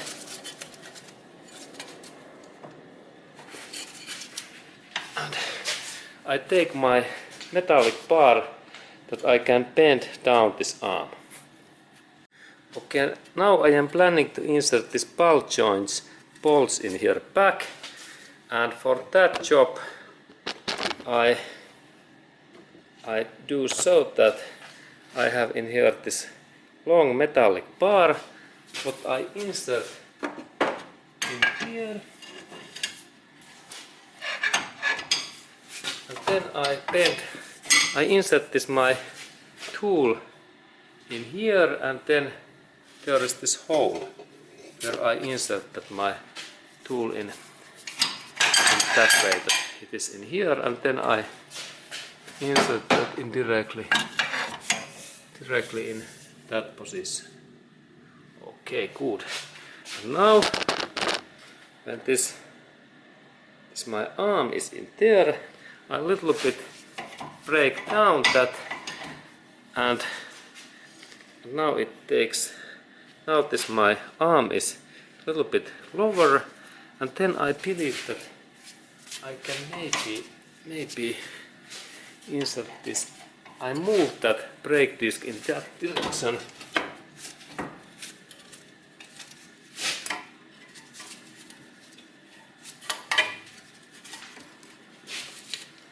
A little bit movement.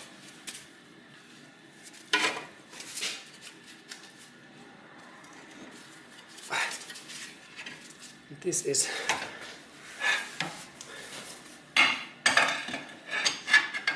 sometimes difficult job, but idea is that I need to bend that down and then in the same time install these bolts in there.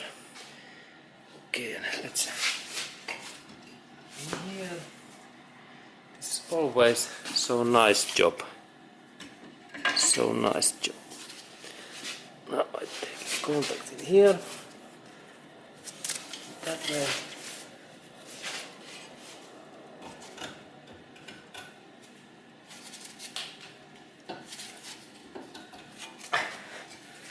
Okay, and now I have to say that I need to work a little bit because this is quite heavy job. But if you have friend, another man press down this arm and second move this brake disc, and then suddenly those bolts goes in these holes.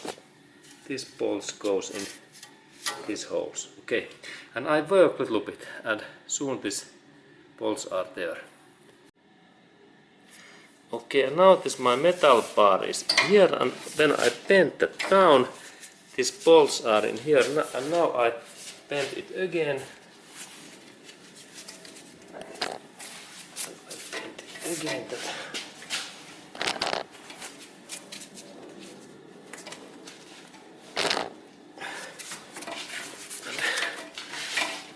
And then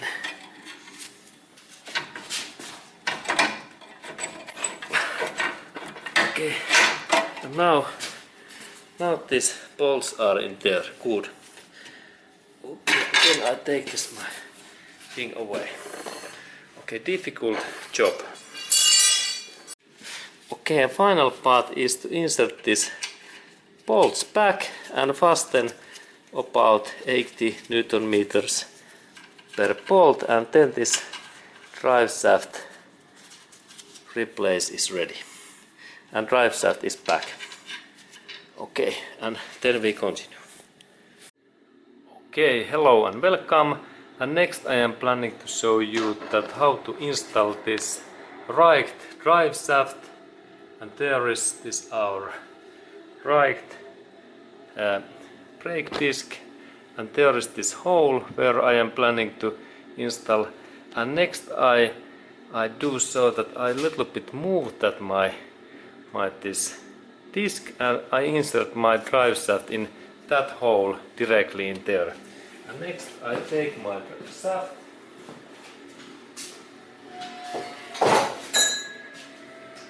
and there is this my shaft, and there is this head area, and first I need to clean. I have clean cotton cloth, and always we have to clean that area, that there is no any sand or no any dust is in here. And now I clean that carefully, good. And then I start to install this my shaft in this hole. It goes in that way, and then when I little bit I rotate that my drive shaft, it goes deeper. Okay, now I move it that way, and then I rotate that a little bit, and there. Okay.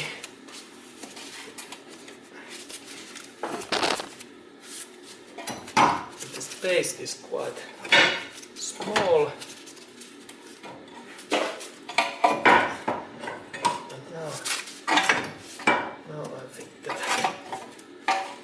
think that I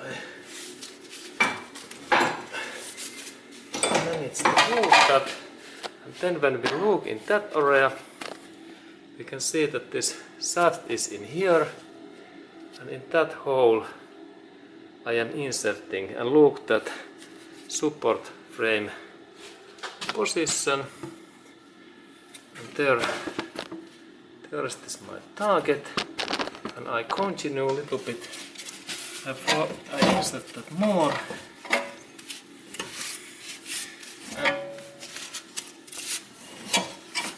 Okay, and now notice my shaft is quite nice position.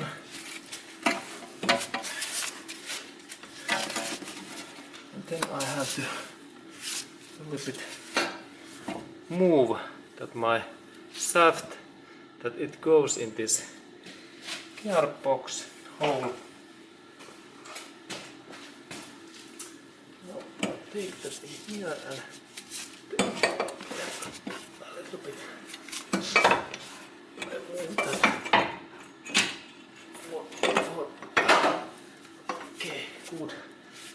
it's in this hole. Excellent. It is in this hole, gearbox hole. We can see that it is in there. And then I think that I a little bit move that in deeper. And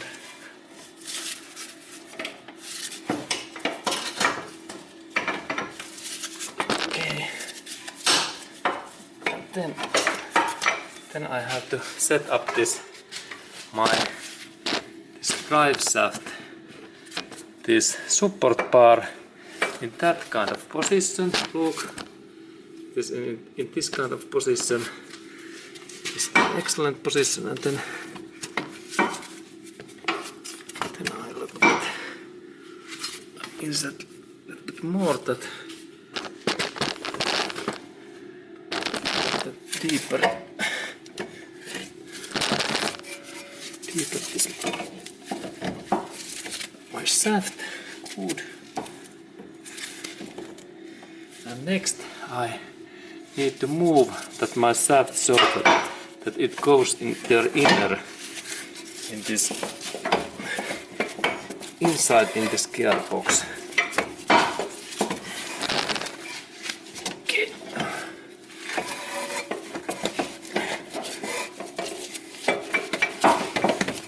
And then I need to a little bit hit that my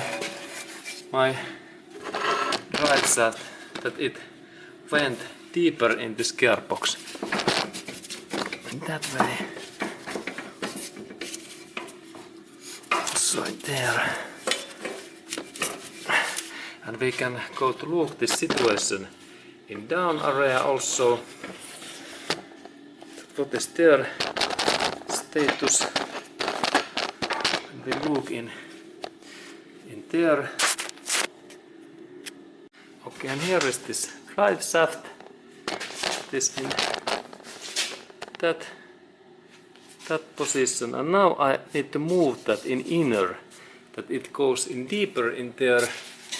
And I little bit hit that. I move that, and maybe soon we can see when there is this gap hole in here. We can see that this gap hole, what is in here, that this drive shaft goes deeper in there. Let's look at how it works.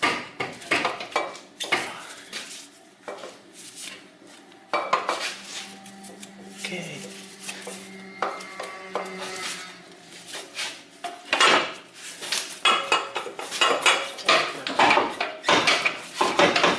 Rotate them.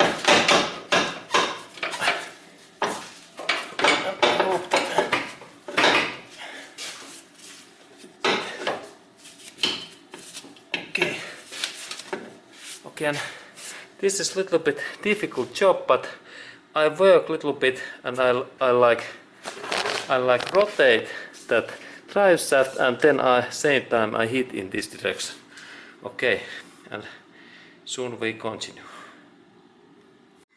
Okay, and now finally I managed to insert that in here deeper, and then a little bit more I insert that in more deeper, and good, and it's quite nice now. And then I think that I can a little bit hammer. There is this support thing in here that if I little bit hammer that area, then this drive shaft moves in here inner. Yes, it's quite good, but not yet.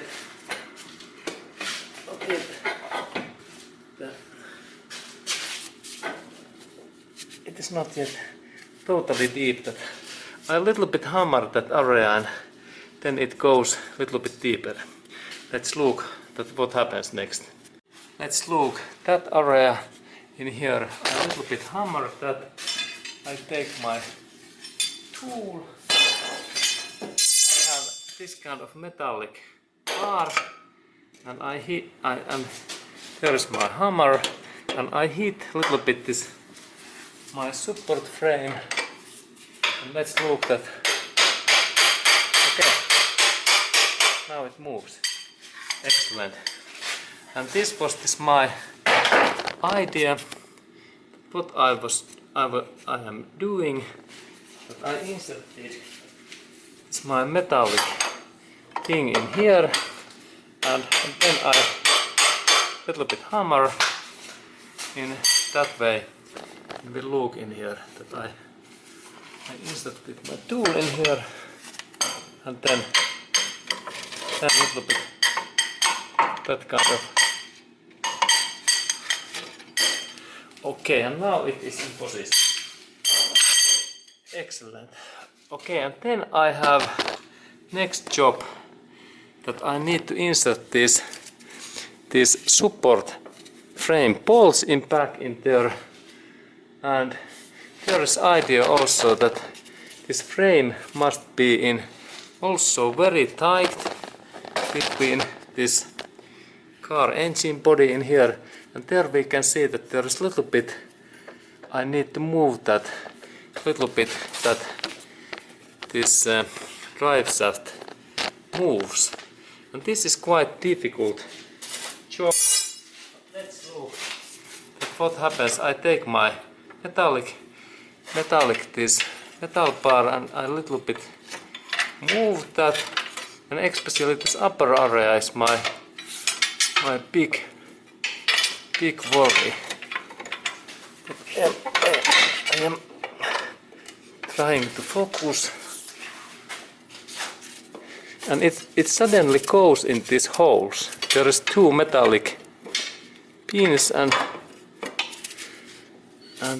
it is not in there, but maybe if I little bit I bend. Not yet. Okay, and I little bit hammer that carefully, that this my thing, there is this gap between those tools, and I need to take that gap away in here. Can you see this gap? There is, and soon when I hammer, maybe this gap is away. Okay, and now when I had this crowbar and I little bit moved that, now this gap is in a way, and next I can start to install these bolts back, and this is my next job. Okay, and then there is 3, 1, 2 is in there up, in here 1, in here up, and 3 bolts what I need to install, and there are these my bolts, and this is this first one. Here I installed that in here, in this position, in that way, and then the second, it is in here, it goes in here up, in this up position. Good. And then we have this third bolt what goes in here down, and I install it, that bolt next in there. We take new U. Okay, and then I need to of course fasten these bolts using this 14mm socket and friends, and I fasten first these 2 bolts, that one and then this upper one, and then I have one final bolt to install what I install finally. Okay, and I fasten these bolts well, and then we continue. Okay, and then I have this final bolt left, and now I am in here this right brake disc area, and there is this my target area where I need to install this my bolt. And then I take a little bit light, that I can see that what I am doing, and then when we look, there is this my hand and bolt, and I installed that bolt in just in this hole in here. There is that. Now this bolt is in here, in this position in here, and then I need to little bit rotate that first in my hand in that way, and then I take my tool, this 14mm socket and fence. And there are those my tools, and it fits when we have this small tool, it fits in there. And now it seems that because there is not so much this space, and that means that now I need to first rotate this bolt using my hand, and now I need to rotate that in little bit my tools, and there this bolt is, and it is difficult position, but when we have small tools we can work in there, and soon we continue. Okay, and here is this my 14mm wrench, and I using that wrench I fasten this bolt, and this base is so small that this takes a couple of minutes that I have made that fastening. But then when I am ready we continue. Okay, and now I have this my wrench in there, and now I am fastening this bolt really much. And let's take more light. You can see that what I am doing in there. And there is this my tool. And now I believe that now it's tight and fast. Okay, good. Now this part is ready, and then I need to install this my drive shaft last part. Okay, and now when drive shafts are back, I need to then install new gearbox and transmission oils, about 2 liters, and same amount gearbox oil what we took away in earlier. And next I will add in here gearbox oil, and then we can continue. Okay, and then I am planning to show you that how to bleed this Toyota's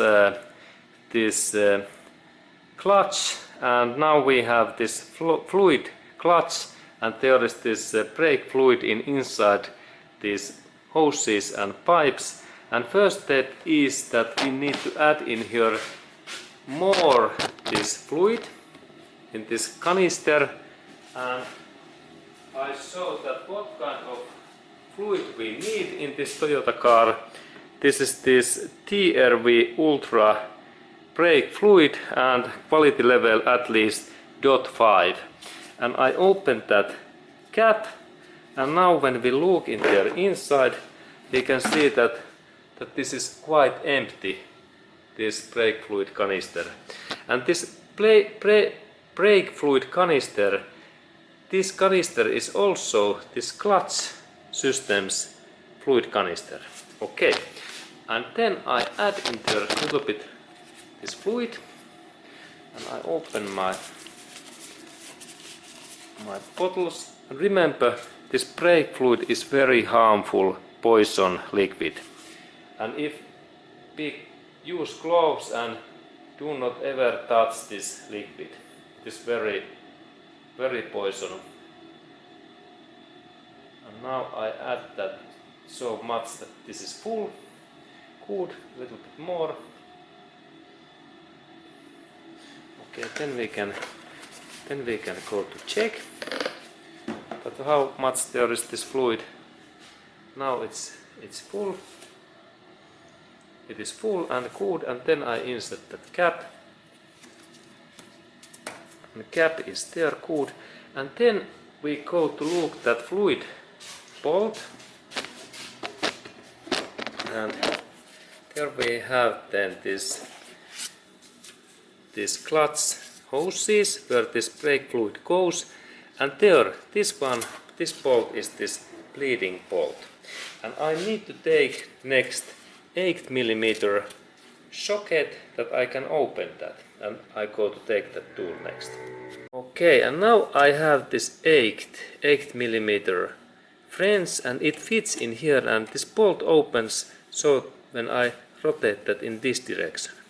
And first there is situation that because this pipe and this hose is totally empty, that I need to open that a little bit more, and then I need to go to press this clutch pedal inside. And look what happens when I go to inside in cabin area to brake clutch pedal. What happens? Now I brake, maybe there is now first press, and then second, maybe something is happening, and then I show that how maybe something happens, and then I do so that I close that my this clutch bleeding bolt, and then we go inside to look at what I am doing there, because it is interesting. There is door, and there is this clutch pedal, and then I do so that I break that in and out in that way. This clutch pedal. Okay, and then we go to back in this engine area. Okay, and now we are back in engine area, and let's check that what happens when we press that clutch, and now I open that bolt. Maybe there is pressure more. I rotate that. There is only couple of bubbles, and I need to go now. I need to press this brake pedal a little bit more. An idea is that I need to break this brake pedal and then open that bolt, and soon this fluid start to comes out. And now I go to little bit press this brake pedal, and let's look that what happens. Sorry, not brake pedal, this clutch pedal. I go to brake clutch pedal. Okay.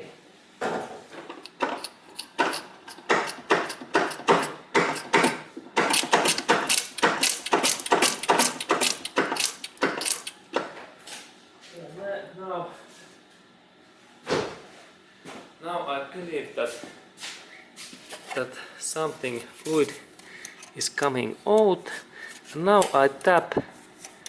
Now there is actually fluid coming. Yes, good.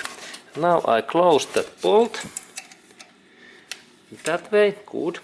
And then I go to press this brake pedal again.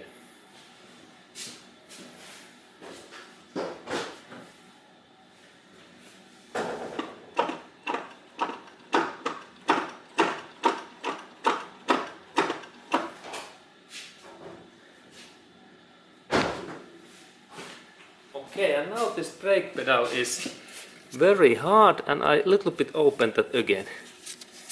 I try to find those bubbles, air.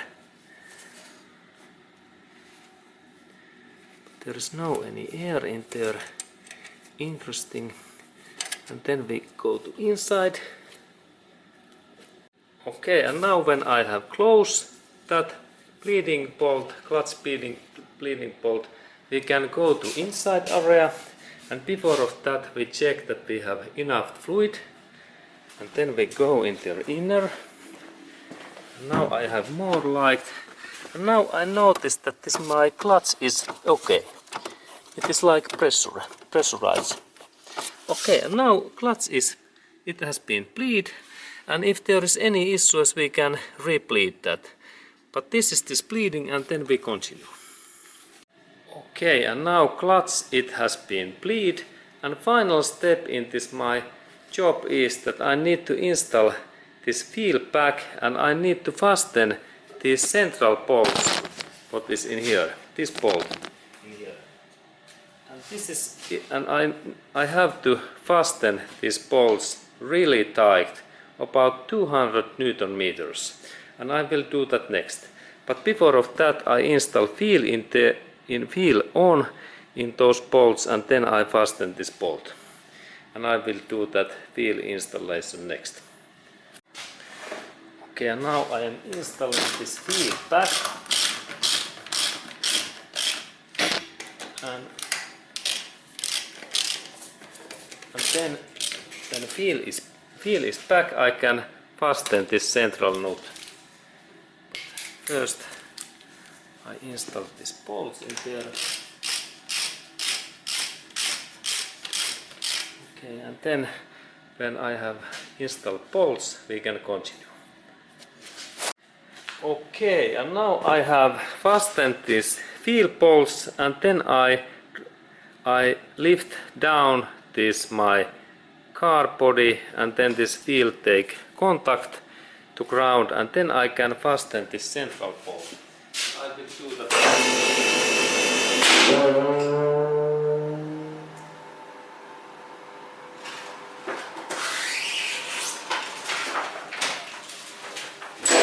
Okay, good. And now this wheel is in ground, and next I need to take this my this tool. First is my big specific socket, 30 millimeter and 12 corners, and very long that area what fits in this drive shaft bolt. And then I take this my big bar and I install that in here, and then I start to fasten that, and first I fasten that using my hand, and final fastening is using torque French tool, and soon we continue with this torque French tool. Okay, and now I have fastened that bolt fell, and final step is that I need to use my torque French tool and set up in here force 200 Newton meters. And this scale moves, and 200 meters is this my torque French maximum force. Okay, now it's there, and then I replace this tool.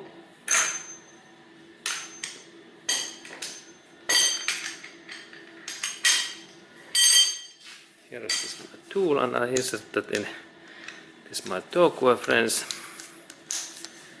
and then I go in that position, and here is this my force, and then I press that down so much that this torque French says this click sound, and click means that now there is 200 force, 200 Newton meters. Okay, and there is 200. Excellent. And now this my this drive shaft work is okay, and then I can insert also bonnet in here, and this my job is ready. And thank you for watching, and have a nice day to you, and see you in next movie.